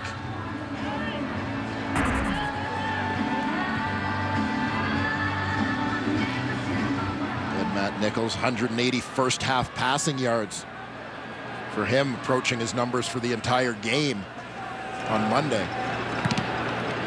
O'Neill trying to corner this ball and flies it out of bounds near the 15-yard line. 24-10 is the score. Oh, Levi Mitchell looking to etch his name in the record books. It's the greatest start ever. Looking good so far. 2 of the best sack squads in the CFL. Our Purolator sack attack brought to you by Purolator, tackling hunger across Canada. Check. Led by 2 guys we talked about earlier in this ball game. Been a little quiet. Odell Willis, the Edmonton Eskimos, and Charleston Hughes of the Calgary Stampeders. And a change of play here. Rob Cote in motion for Bo Mitchell. He'll give it to Cornish. And over the top comes Odell Willis to bring the scrum to the turf. And there's the guy who scored the most recent Calgary Stampeder touchdown. Great route, bro. Great route, man. Called it. Good job. Yeah. Good call, Dave. Hey, Dave, good call. Yeah. Hey, Corey, since you said it, I guess you go ahead and get the touchdown. Getting a little love from the teammates, and you heard them say great route, and we saw that on his release. Nick Lewis crediting Dave Dickinson with a great call. Says a lot about Nick Lewis, though. That scene right there, about how he has transcended his game into being such a mentor. 2nd and 5, and caught by Jock Sanders, who took a belt from Dexter McCoyle but made the grab and will move the chains. Well, pretty good awareness here from Sanders. As he knows that this hit is coming, you're going to see him snatch the ball down and get down in a hurry to try and shield himself from the hit. There's McCoyle waiting for that crossing route to come. You see Sanders just able to start to get down and turn a little bit to save himself a decapitation. Dexter McCoyle, what a find he's been for these Edmonton Eskimos. Native of Louisiana, with his college ball in Tulsa. Anthony Parker. Fly sweep here, and another Calgary first down. Anthony Parker has not been part of this offense so far in this game, but that was a significant part that time. That touch will move the chains. 15-yard pickup for Anthony Parker. Now, this was a bread and butter type play for Anthony Parker when he was at the University of Calgary. Used a lot as a ball carrier as well as a receiver. You know, they had a little bit of an issue with the timing of this, just on that exchange. But Parker shows those wheels to get around the outside for a first down. 1st and 10. Tighter formation. John Cornish.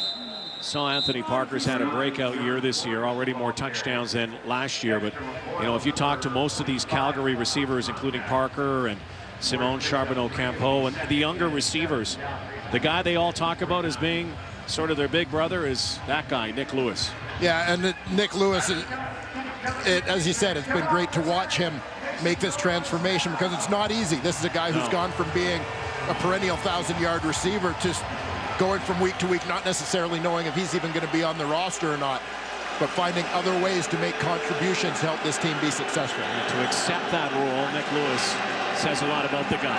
And there he is. Lewis finally his first catch of this game. Remember, Nick Lewis had an impressive streak. He was climbing the ladder to Don Narcise's streak, consecutive games, but it ended at 166 this season.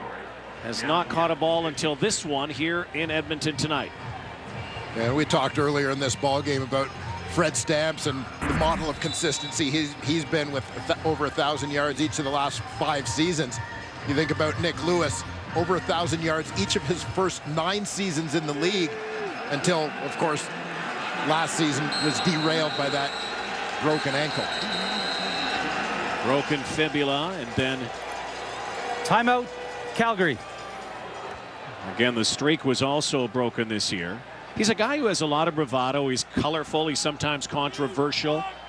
Does a lot of talking, but he is a guy who cares about the game, about his teammates. Yeah, there's no question about that as you see him approaching another milestone. Not just Brian Kelly on that list, but just 16 yards away from the 11,000 mark for his career. And you don't have the success that Nick Lewis has had over the number of years he's had it without being something of a student of the game. Now passing on some of that knowledge. One of the best blockers in the game. He has laid out, decleated so many opponents. Cornish, the pistol behind Mitchell. Mitchell over the top, and he's got McDaniel again. Eric Samuels might have just prevented a touchdown. Marquay McDaniel sprung free again, Dwayne. McDaniel is brought down to 20-yard line. They're going to get McDaniel across that field. Eric Samuels, the man who's going to end up covering, just gets beaten across his face. He doesn't get hands on McDaniel, much like we saw on the touchdown. McDaniel basically using speed, footwork on his releases. You don't get hands on him, he's going to hurt you. And this red zone team, the guys in red, #1 in the CFL. Daniel, 3 catches for 81. And remember, his first led to that Bo Mitchell touchdown. Mitchell looks one way, the other, tucks it, takes it, and down to the 5. He is going to score. Touchdown, Bo Mitchell. How about that? Named after Bo Jackson. He was running a little bit like Bo Jackson on that one. Looked like he might be in a little bit of trouble at the line of scrimmage here. But he sees a hole, tucks it, and goes. Just when you're expecting that hook slide. Little juke there, drop the shoulder there, find the pylon, and done. This quick strike, White Horse offense. The Stampeders, 7 plays, 90 yards. The Edmonton Eskimos, after this convert attempt coming up from Rene Paredes, are going to find themselves quickly down 3 touchdowns. Just like that. Very quiet Commonwealth Stadium, and tempers boil here. Still loads of time left, 4:35 to go.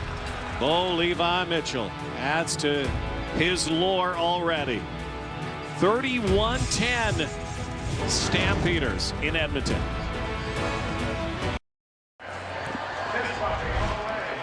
Bo Levi Mitchell has made more of a name for himself here in the Canadian Football League with his arm rather than with his legs.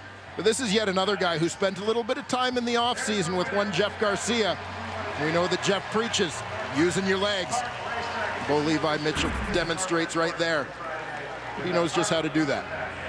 Uses that glove on the right hand, barehanded left hand. No, I got him. Bo Mitchell has 2 rushing touchdowns. I can't say with the camera in my face. 2 throwing touchdowns. He was talking, he's mad. And Yes, some chirping and jawing Discipline going football, on that's down all there. we're going to do. Talk all you want. Discipline football. Sure, his family watching down in Houston, Texas. The most amazing thing about Bo Levi Mitchell and this ascendancy, the emerging star who has become a star and could go to 12-1 to start his career in starts which would never have been done before. He's only 24 years old. Eskimos need a quick reply. Tyler Thomas up to the 30-yard line. Well, there you see him. And as you said, he came into a situation in Calgary where this was a team that was deep at quarterback. There was no need for him to play at a young age, but it just reached the point where you couldn't keep him off the field. Every time he got an opportunity, he proved himself. I mean, this is a pretty good one in Drew Tate. Remember when it was Drew Tate's team? And then Tate got injured, then Kevin Glenn, and of course Henry Burris was there before that. And Bo Levi Mitchell has been so good that he has kept others off the field. Now a quarterback change for the Eskimos. We're down 21. Pat White comes in, runs the option. This is what he does best, dancing up near the 45-yard line. Nice execution here. You saw Paul LaPolice at halftime talked a little bit about this Pat White scheme. And there you see Calvin McCarty's got the kick out block. As White going on that option route with his tailback. They take away the running back, but not the quarterback. And off inside to Guyton. Comes around the edge. It'll be second down and 5 yards to go. The Eskimos, with 3.5 to go in the third quarter, suddenly find themselves down when this game was well within reach. This is a team that had a 7-3 lead in the second quarter, and since that time it's been all Stampeders. Yeah, and I think right now getting Pat White in here looking for a little different look, trying to get a spark offensively, give the Stampeders something different. The lefty decides to take off again and hook slide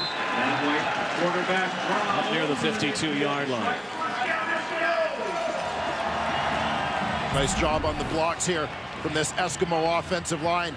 You're going to see them turn out. Pat White finds a hole right in between. Center Sorensen takes Charleston Hughes out of the way. The left guard blocks his man out. And all sorts of room to run.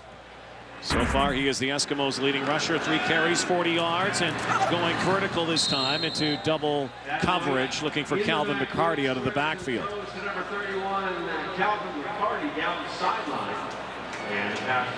So now Matt Nichols comes back in on the second down and 10. So Nichols getting a look from the sideline. Native of West Valley, California. Again, the Eastern Washington star before Bo Levi Mitchell went to the Eagles. And now the battle of the Eagles belongs to Mitchell. Nichols goes deep and will overshoot Fred Stamps. Number 16, Matt Nichols back in at quarterback, and he tries to go long. Again, if he's got just an extra half second in terms of protection before he feels like he has to pull the trigger there, Fred Stamps maybe has a chance to get to that football. Just 2 catches for 2 yards in this game for Fred Stamps. And those overthrows proving costly right now for the Eskimos. Continue to punt it back to the Stampeders. Or pouring it on here. O'Neill. Sanders watches it pop in front of him. Doing a great job with Sanders. The Eskimos, they just cannot find a way to stop Bo Levi Mitchell right now. On a big third quarter here, as you mentioned, for the Calgary Stampeders. Cued here by Sean Lemon, the strip. Fumble sets up the touchdown pass to Marquay McDaniel. And just a few minutes ago, Bo Levi Mitchell getting in on the act with this run. You know, another spark as well has been number 16, McDaniel. Go back to that second quarter and that great catch that brought it down to the 1. Mitchell scored after that. He has another touchdown later, and then he also set up that touchdown run, that scamper. Well, you look at key roles being played by McDaniel and Lemon, guys who are let go by other teams, but thriving here in Calgary. And here's the thing. Here's the rub for the Eskimos. John Cornish has been pretty much nullified today. And the Stampeders really don't need him right now. I mean, he's the key to their offense.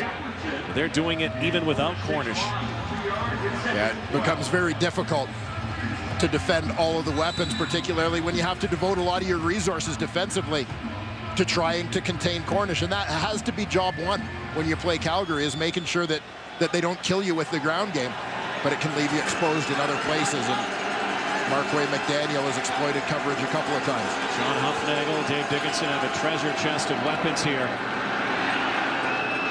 And Cornish out of the backfield will be swallowed up at the 15-yard line on second down. So with 45 ticks counting down here in the third quarter, the Edmonton Eskimos are going to go into the fourth trailing again as they did on Labor Day. They were down 18-10. Right now down 31-10. The Stampeders have not trailed all season after 3. I fully expect to see the Eskimos come after this punt. Special teams has been their best area in the second half, and we know that Chris Jones likes to be aggressive in that regard, but setting up the return instead. Kendall Lawrence goes up the middle. Brought down at the 50. Coming down to the final play of this third quarter, in a third quarter that has been a nightmare for the Edmonton Eskimos here. Unable to get anything going offensively. Meanwhile, the Calgary Stampeders have found their stride. See if they can activate Fred Stamps a little more. The go-to guy has been Darius Bowman. Last play of the third frame. A.J. Guyton wants to throw, and he will, and it is caught to Fred Stamps. Who would have thought that was in the playbook? Down 21. Fred Stamps with his biggest play in his return game. And A.J. Guyton plays quarterback.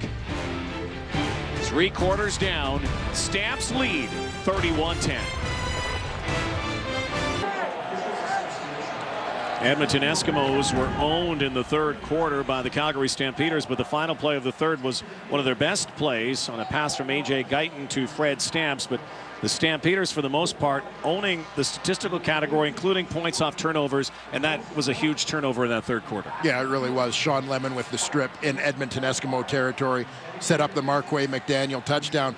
One of the other numbers that stood out there is seeing Calgary now over 100 yards rushing. You worry so much about John Cornish, you didn't really think it was going to be Bo Levi Mitchell who was going to strike for a big play on the ground. Edmonton Eskimos would need a 21-point turnaround right now and are going to have to score in a hurry, but did not show a lot of offensive urgency in that third quarter. Well, I think that what they're trying to do now is create some different looks and get creative just to generate a big play. You saw in the last series going to Pat White at quarterback, giving some different looks. White in there now, but even the sort of trick play with A.J. Guyton throwing the pass on the last play of the third quarter.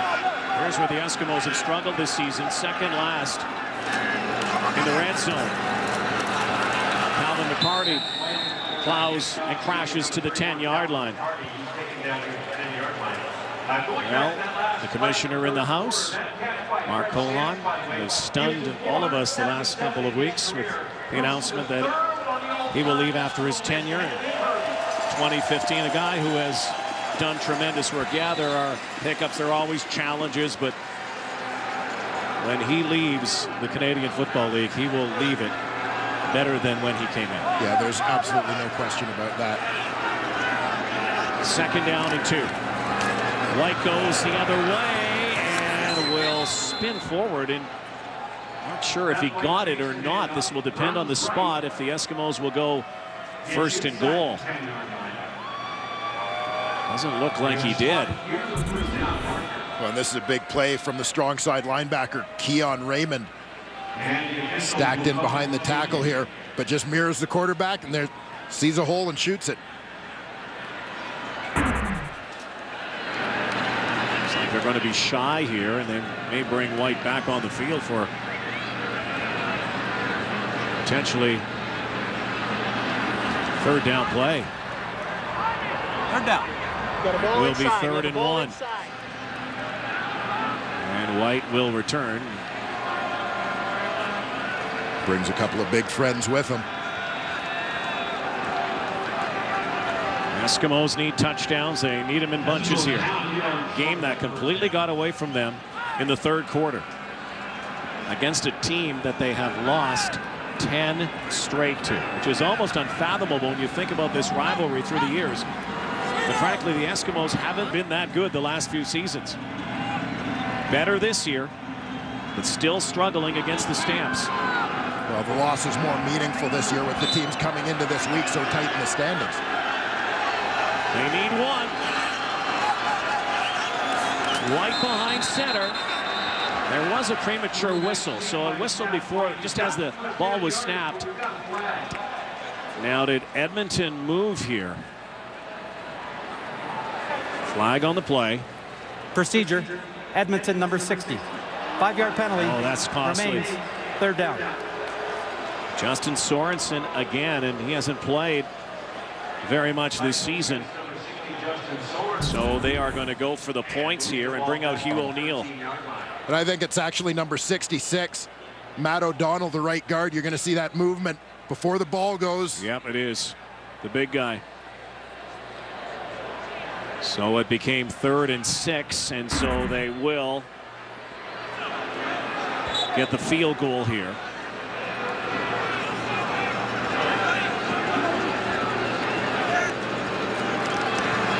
Neal is 2 for 2 today, but field goals are not going to get it done if they want to get it done.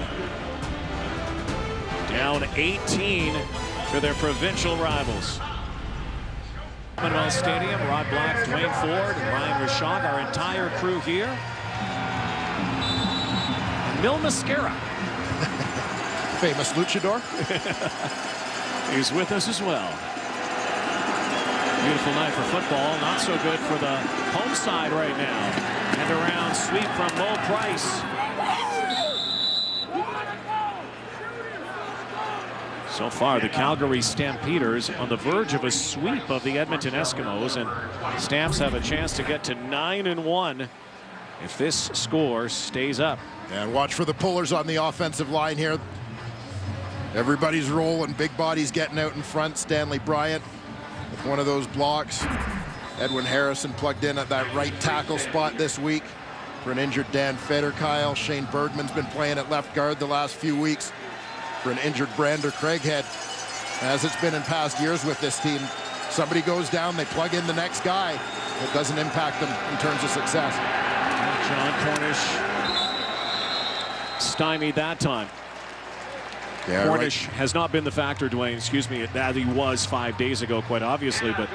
Well, I would suggest that he's been a factor in different ways. When John Cornish goes for 163 yards against you 5 days ago, you're going to focus on him in the rematch and devote a little bit more defensively to shutting down John Cornish. So every time there's a play action fake, every time Bo Levi Mitchell looks like he's going to hand the ball off to this guy, it's going to freeze the defense. It's going to slow down that pass rush a little bit. It's going to get defensive backs peeking in the backfield, and that's going to help out the receivers and offensive line in terms of making some plays downfield. Marquay McDaniel has been one of the beneficiaries of that. Simone Charbonneau-Campeau as well, and of course Bo Levi Mitchell put on a clinic. Kendall Lawrence, 11 and a half to go. AJ Guyton has a touchdown and also a completed pass. More on number 82 when we come back to Edmonton.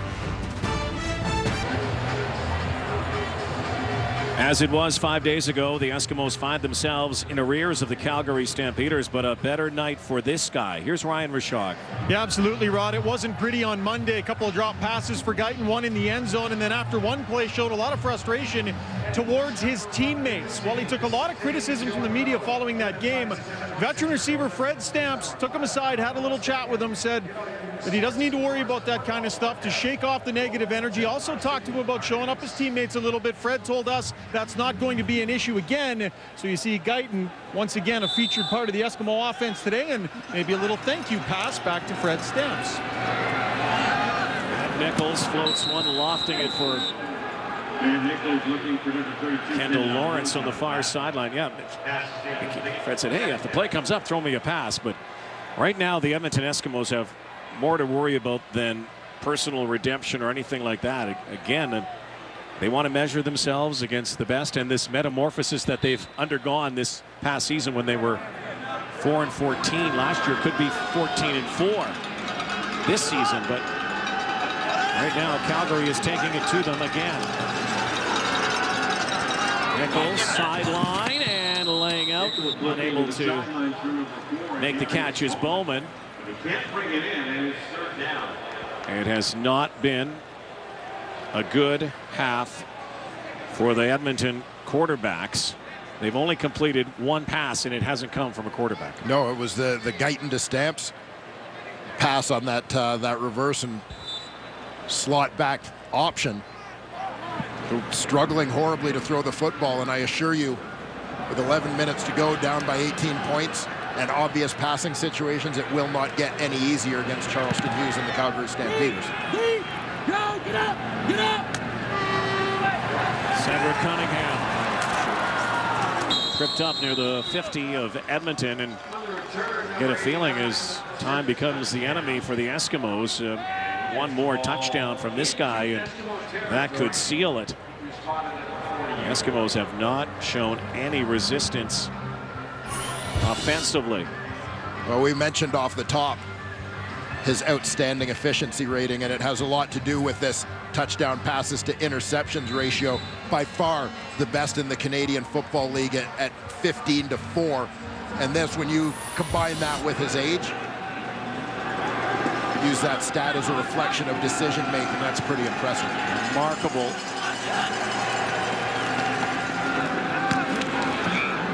People will talk about his start, low price, and John Huffnagel and Stampeders management talked about this virtual kid when he came to the Stampeders a couple of seasons ago, coming fresh out of college in Eastern Washington. He went to Southern Methodist as well. He was recruited by Hawaii. Decided to go, after 2 seasons at SMU, over to Eastern Washington, where he broke records again. Yeah, and has continued the success in the Canadian Football League, but obviously that outstanding career at Eastern Washington set the stage for him to move on to the next level. What sets him apart is his poise, his patience, fearlessness. Downfield again. Oh, almost making the catch is Cunningham. Laid in there nicely, a good burst at the end of the play by Cunningham. It looked initially like that was going to be well overthrown. A nice extension here to try and get to this one, but unable to come up with the catch. He's the second receiver on your screen into the boundary. It's a little rub there to free him up from Anthony Parker. Probably should have had that one. 7th 2 and out in the game for the Stampeders. 9.5. The Eskimos have got to find the end zone again against a team that has not given up many offensive touchdowns. Number 1 in points. Look at this kick by Rob Maver to the 2-yard line. Doesn't get any better. Rob Maver, one of the best in the business. The old coffin corner, almost to perfection. That's the half it's been for the Calgary Stampeders, who lead 31-13 at Commonwealth Stadium in Edmonton. Pacific on TSN2. A couple of big upsets at Flushing Meadows earlier today. Novak Djokovic and Roger Federer will not be in the final, both upset. Edmonton Eskimos, time running down here. They dropped their 11th straight to their neighbors from the south. And there are a couple teams in the West that'll be happy should this score hold. We'll meet tomorrow, by the way. I think Saskatchewan would have been quite content with a Calgary loss, which would have created that three-way race for first. But certainly Winnipeg and BC don't mind seeing the Eskimos come back to the pack a little more, as everybody wants to be closer to that mix for a home playoff game.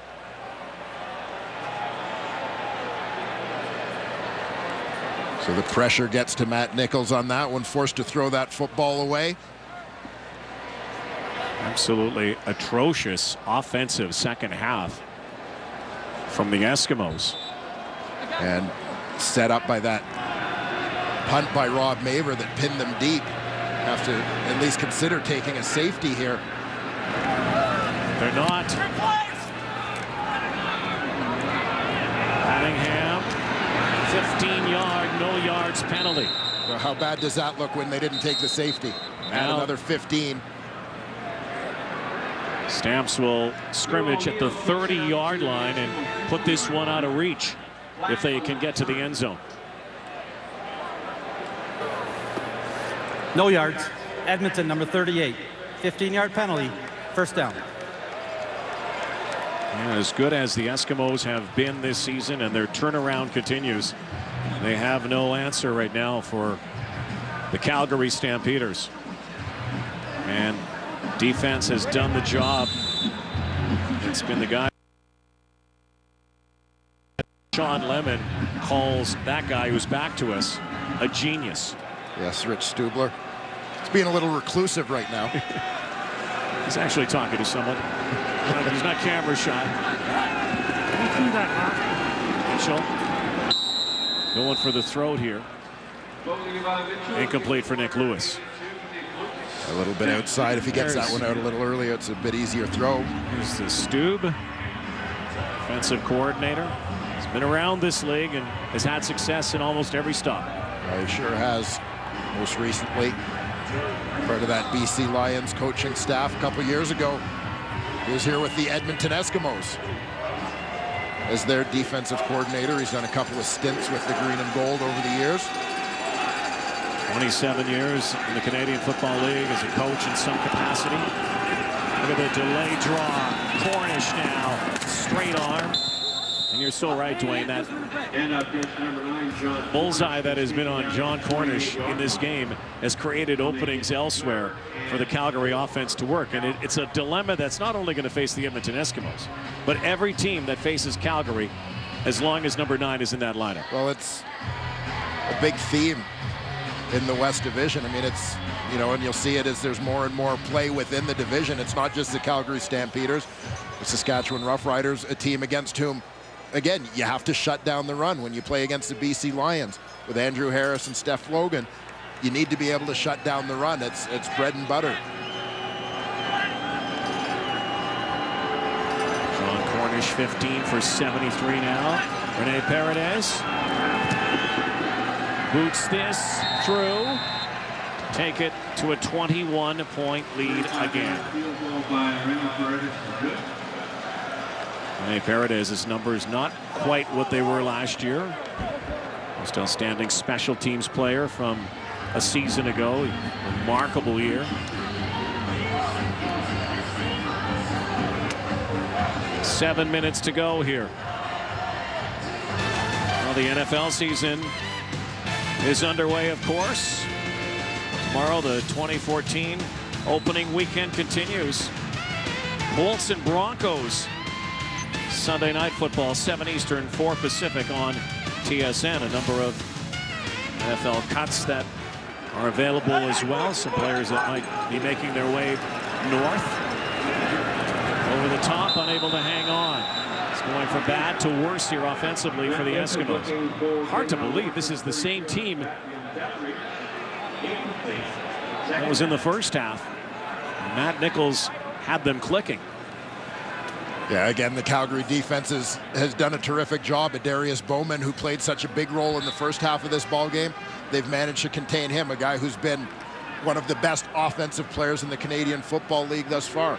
I do think that Edmonton faces some challenges without Mike Riley at quarterback, and that's not a slight on Matt Nichols at all. There's a good play. Finally, a completed pass down the sideline.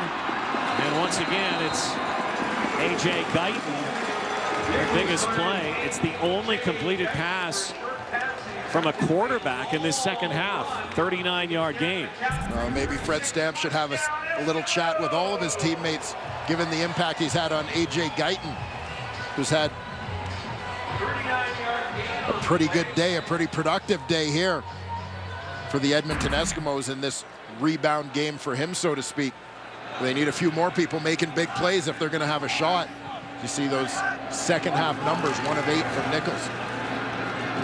Deep down the sideline, jump ball, and Darius Bowman watched closely at the goal line, and the ball was uncatchable.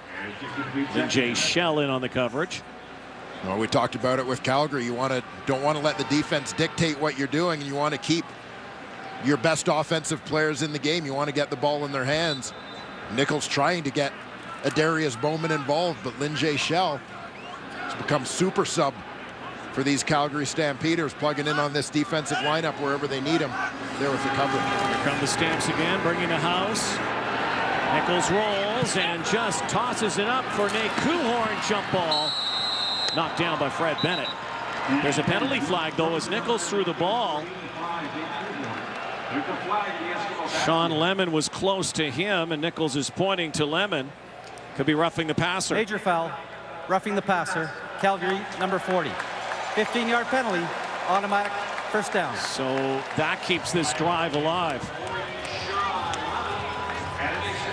And Lemon followed through a little bit here on the hit. But it's pretty clear at this point. Well, I thought we had gotten away from that.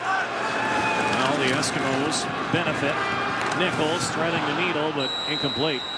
By the way, it's only Calgary's second penalty and the first one for yards in the ball game. Well, it's been one of the differences in the ball game. No question about that, but I mentioned Mike Riley and him not being in this lineup. We've seen other games where Edmonton has struggled to get going a little bit offensively. I think in particular back to the Winnipeg game earlier in the year. Nichols hit as he threw that football.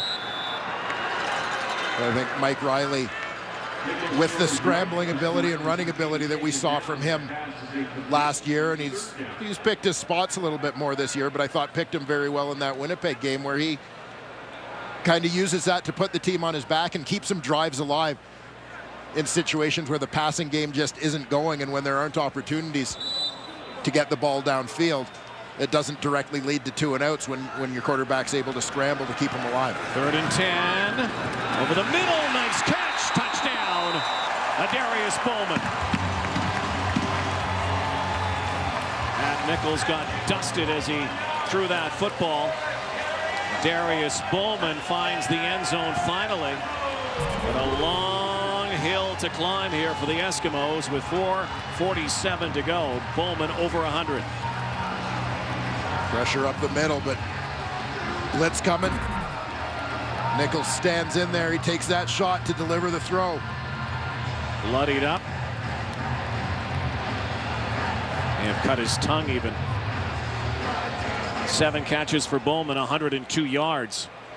Still not enough right now, though. But 4:42 to go. We have seen stranger things. It's a 2-touchdown game.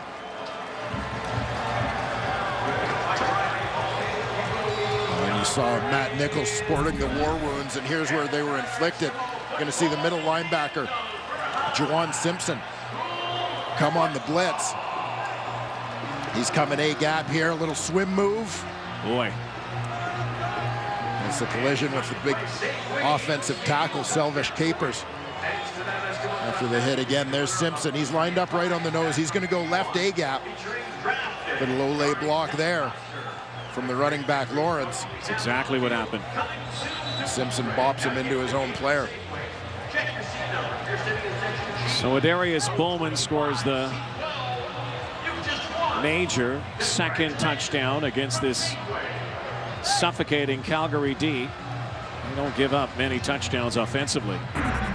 Gave up 2 today, 1 to Bowman, 1 to A.J. Guyton earlier. So 4.5 to go. Keep in mind that the Stampeders, even though they've rolled up 34 points, have had a number of 2-and-outs. They kick it deep for Sanders. Eskimos are going to have to rely on their D for another quick 2-and-out here, if they have any hope. Yeah, big touchdown there from Bowman, but as you said, time working against them. We'll see if Calgary here tries to go to that John Cornish run game that we've been anticipating a little bit here in the second half, but they haven't needed it to get going much. They've found some other opportunities, but here they want to get that clock turning a little bit. Edmonton has not beaten Calgary since September 5th, 2011.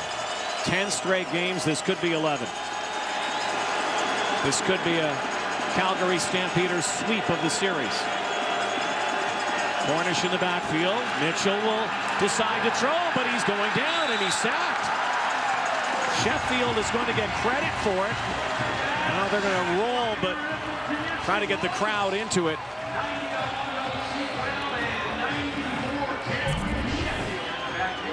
You'll see Sheffield, he's coming from the defensive right. Odell Willis coming from the left. Take those contained rushes and collapse the pocket around Bo Levi Mitchell. And the Stampeders didn't want to be too obvious with the play call of run and opted to go with a pass look there. Going to put them in a hole now on second down. And again, a number of 2-and-outs. They rush for Mitchell, in trouble, flushed, decides to throw, slings it. It's a one-hopper to Marquay McDaniel, incomplete. So a successful 2-and-out. The defense does the job for the Eskimos, and under the heading, you never know. Clock ticking down to the 3-minute warning. There's going to be at least one play before that, and they could get some good field position here. And you know that Chris Jones has a few tricks up his. Kendall Lawrence near the midfield stripe. Rob Maver. And again, I'm curious to see whether they go pressure or go return here with their punt return unit. Touchdown on Labor Day, courtesy of this group, and a punt block. They go return. Lawrence finds a bit of a seam here. Up near the 40. Well, don't go anywhere. The Eskimos can score quickly. They could make a game of it yet. 3-minute warning. 34-20 Calgary. Riders come into that one 7-2 as well, among the top 3 in the West. And downfield, oh! It's caught by Fred Stamps. Don't go anywhere. And this is why he is one of the best. Watch the adjustment to the football here in all sorts of traffic. Adam Berger, the defender. Well, they had to score quickly, and it looks like they're going to here. The only thing better for the Eskimos would have been had he rolled in the end zone, and into the end zone goes Matt Nichols, bowling his way in. Oh my goodness, where did this offense suddenly come from? We got ourselves a ball game. Convert to come to make it a 1-touchdown game, and the Edmonton Eskimos, for all intents and purposes, about 5 minutes ago, were left for dead in this one. Couple of big plays. The Guyton play earlier, 3rd down play, a penalty that led to a touchdown by Bowman, and Fred Stamps at the receiving end of a bomb from Matt Nichols, and the Never Say Die Eskimos still have a shot. Well, the key was the bomb to Fred Stamps. And he's just working to the corner here. You're going to see Adam Berger, the man in coverage. No hands on Stamps, free release. Perfectly timed, perfectly placed throw from Matt Nichols on this one. Shaking off a poor half throw in the football to find his two big receivers. A couple critical strikes. 14 points in 2 minutes and 1 second for the Edmonton Eskimos to suddenly turn this one into a ball game. Well, the old saying, Canadian Football League is no lead is safe, and John Hufnagel doesn't have to be told that. And again, it goes back to the fact the Stampeders, even though they had rolled up 34 points, a number of 2-and-outs offensively in this game. And the Eskimo defense helps bring their team back. Cunningham up near the 30, and so will the defense do it again as J.C. Sherrod is in on the play. Rough stuff down there. Marvin Sharoon as well. Dion Lacey, who leads the Canadian Football League in special teams tackles, with 17. Well, now it's on the shoulders of Bo Levi Mitchell. Critical. We saw them last series. They came out, set up to pass the ball on first down, suffered a sack, and put them in a bad situation on second. It'll be interesting to see which way Dave Dickinson goes with his play call here. Well, they are rising up here at Commonwealth. It has turned into a battle to the bitter end. Mitchell stands in. Here's the rush now.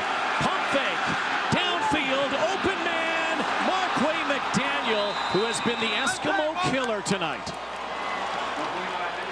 What a play from Bo Levi Mitchell to get out of trouble in pursuit and complete that pass. 43 yards on the gain. And Dave Dickinson showing an awful lot of confidence in his young quarterback. And Bo Levi Mitchell showing all sorts of guts here.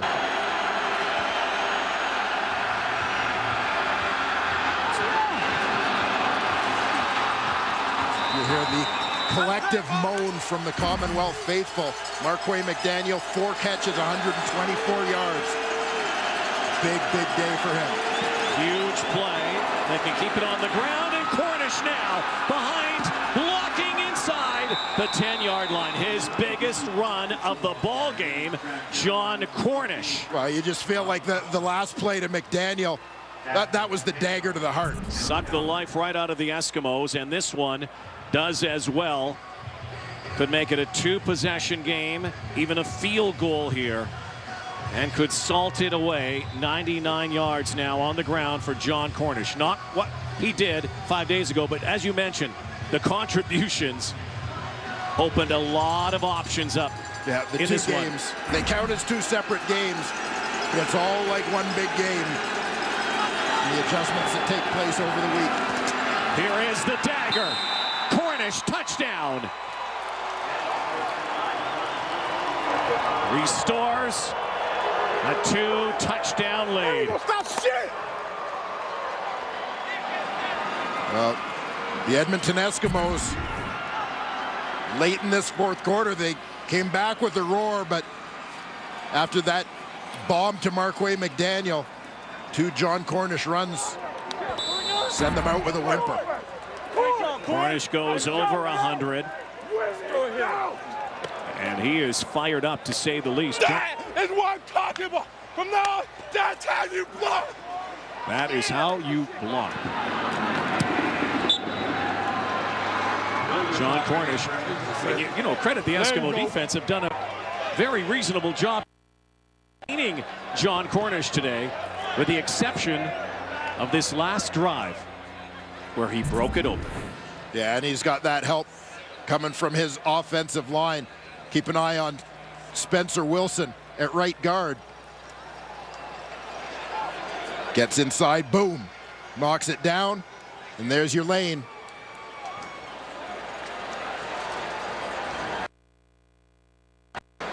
Cornish in easily for the touchdown. So just when the Eskimos had made it interesting, the Calgary Stampeders 3 plays, 79 yards. Marquay McDaniel, and then back-to-back Cornish. They have just sealed the Stampeders sweep. Go. I was like, just follow me. Hey, because I saw you. Had one guy come through, broke that. Hey, walked in. Way to be a big boy, finish that game. Good shit. Well, they need to take this the distance. Tyler Thomas, high stepping out of bounds. 123 again, would have to score quickly and then use the onside kick. Again, never over, but John Cornish says it's over. Well, and it was set up with the first run as well. Watch for Nick Lewis. He's going to come through. He's just looking for someone to block. He's got to weave his way downfield before he can even get to anybody because the offensive line is taking care of business here. So nothing at the line of scrimmage, nothing second level. Okay, I'm into the secondary. And finally, he's got somebody to block. About 20 yards downfield. A reminder to soccer fans, MLS action right after this ball game. Whitecaps. I can still block. I'm going to make an impact in every game. You better believe it. Ain't nobody like it. Well, that's an understatement. Nick Lewis. Whitecaps and DC United right after this one. Calgary Stampeders on the verge of going to 9-1. I think John Huffnagel would be very happy with the third quarter of this ball game. Fourth quarter, one of the things that Huff, when you sit down with him and talked about yesterday, he said, yeah, we got a really good record. Yeah, we have the best record in the league right now, but we're still not completely satisfied. And I like what John Cornish also said. If you have a championship pedigree, the last couple of seasons, it's really stung, he said, not winning a Grey Cup. Getting to a game, not winning, not getting to the game last year. He said, I give up the MOP trophy. He said this year they're taking it one game at a time. It sounds cliche, but last year he felt that they were looking ahead too much. So there's a different MO for the Stampeders, and you're seeing it. Nice catch. Nate Kuhorn. Do you get a feeling, though, in Calgary, that's kind of the feeling, Dwayne, is that, you know, it's Grey Cup or bust so many times for a team that has perennially been one of the best. Well, there's certainly a level of focus here. And John Cornish, such a big part of this team. Minute 9. Eskimos still breathing here, but just barely. We've watched him on this bike. This might be the most relaxed he's looked all night. He's looked like a fighter in the corner for a boxing match. Yeah, no question about that. Some conversation now with John Cornish, as you see at the bottom of the screen. Just 144 yards off the Canadian Football League's rushing lead. Despite missing 6 games. Does he have a chance at that title? Look at that look. Yeah, that look says hell yeah. There's a first down. 41 to go. Barring some miracle, it's going to be over for the Eskimos, who will fall to 7-3. And Bo Levi Mitchell, who is now in some select company, will stand alone. The greatest start ever in CFL history. Yeah, it had been tied with a couple of others at 11-1. Oh, nice catch on the sideline to Darius Bowman, but again, time running out on the Eskimos. Who would have thought, though, Bo Levi Mitchell, everybody knew what this guy was capable of. And yes, it's a team game. You still got to put up the W's. And the kid is on the verge of going to 12-1 ahead of Jackie Parker and Jim Van Pelt. Yeah, ways to go certainly to match the career of Jackie Parker. But at that start, he stands alone. First guy to go 12-1 through his first 13 starts. Jump ball, and it's caught! Nate Kuhorn. Let's not give Bo Levi Mitchell that win quite yet, because there still is a possibility of an onside kick. Kuhorn hauls this in, and you've got to love the spunk from the Edmonton Eskimos, still fighting to the end. Well, that's one thing for a team that has struggled the last couple of years, you can't question. I mean, we've seen a turnaround in terms of their results. But it all starts with the attitude, and they're showing that right now. They said they lacked energy and focus 5 days ago. Hated the way that one ended. They still might come out on the losing end, but guess what? There still is a shot here. There still is a chance. Of course, they have to recover an onside kick and then go to the end zone, but who knows? Nate Cohorn, just the outside man. It's him and Fred Bennett on the outside here. Matt Nichols takes a shot, throws it to the outside where Cohorn can shield the defender from the ball. And Bennett doesn't locate it. Well, you see some hands team now. Yeah, much talk throughout the game about the offensive and defensive coordinators. Now it's about the special teams coordinators. Mark Killam on the Calgary sideline and Craig Dickinson for the Edmonton Eskimos. Front and center right now. Dave's brother, of course. They have been on opposite sidelines a few times. Oh, this fourth quarter has been off the charts. First quarter, keep in mind, the first quarter of this ball game was 3-0. Well, here we go. All hope for the Eskimos.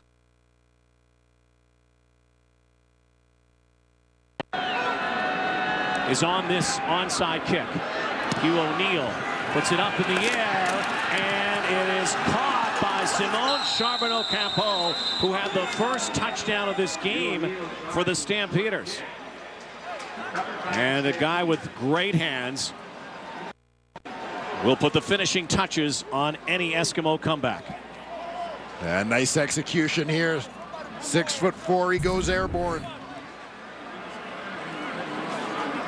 To get this ball, he's in that back row, up he goes.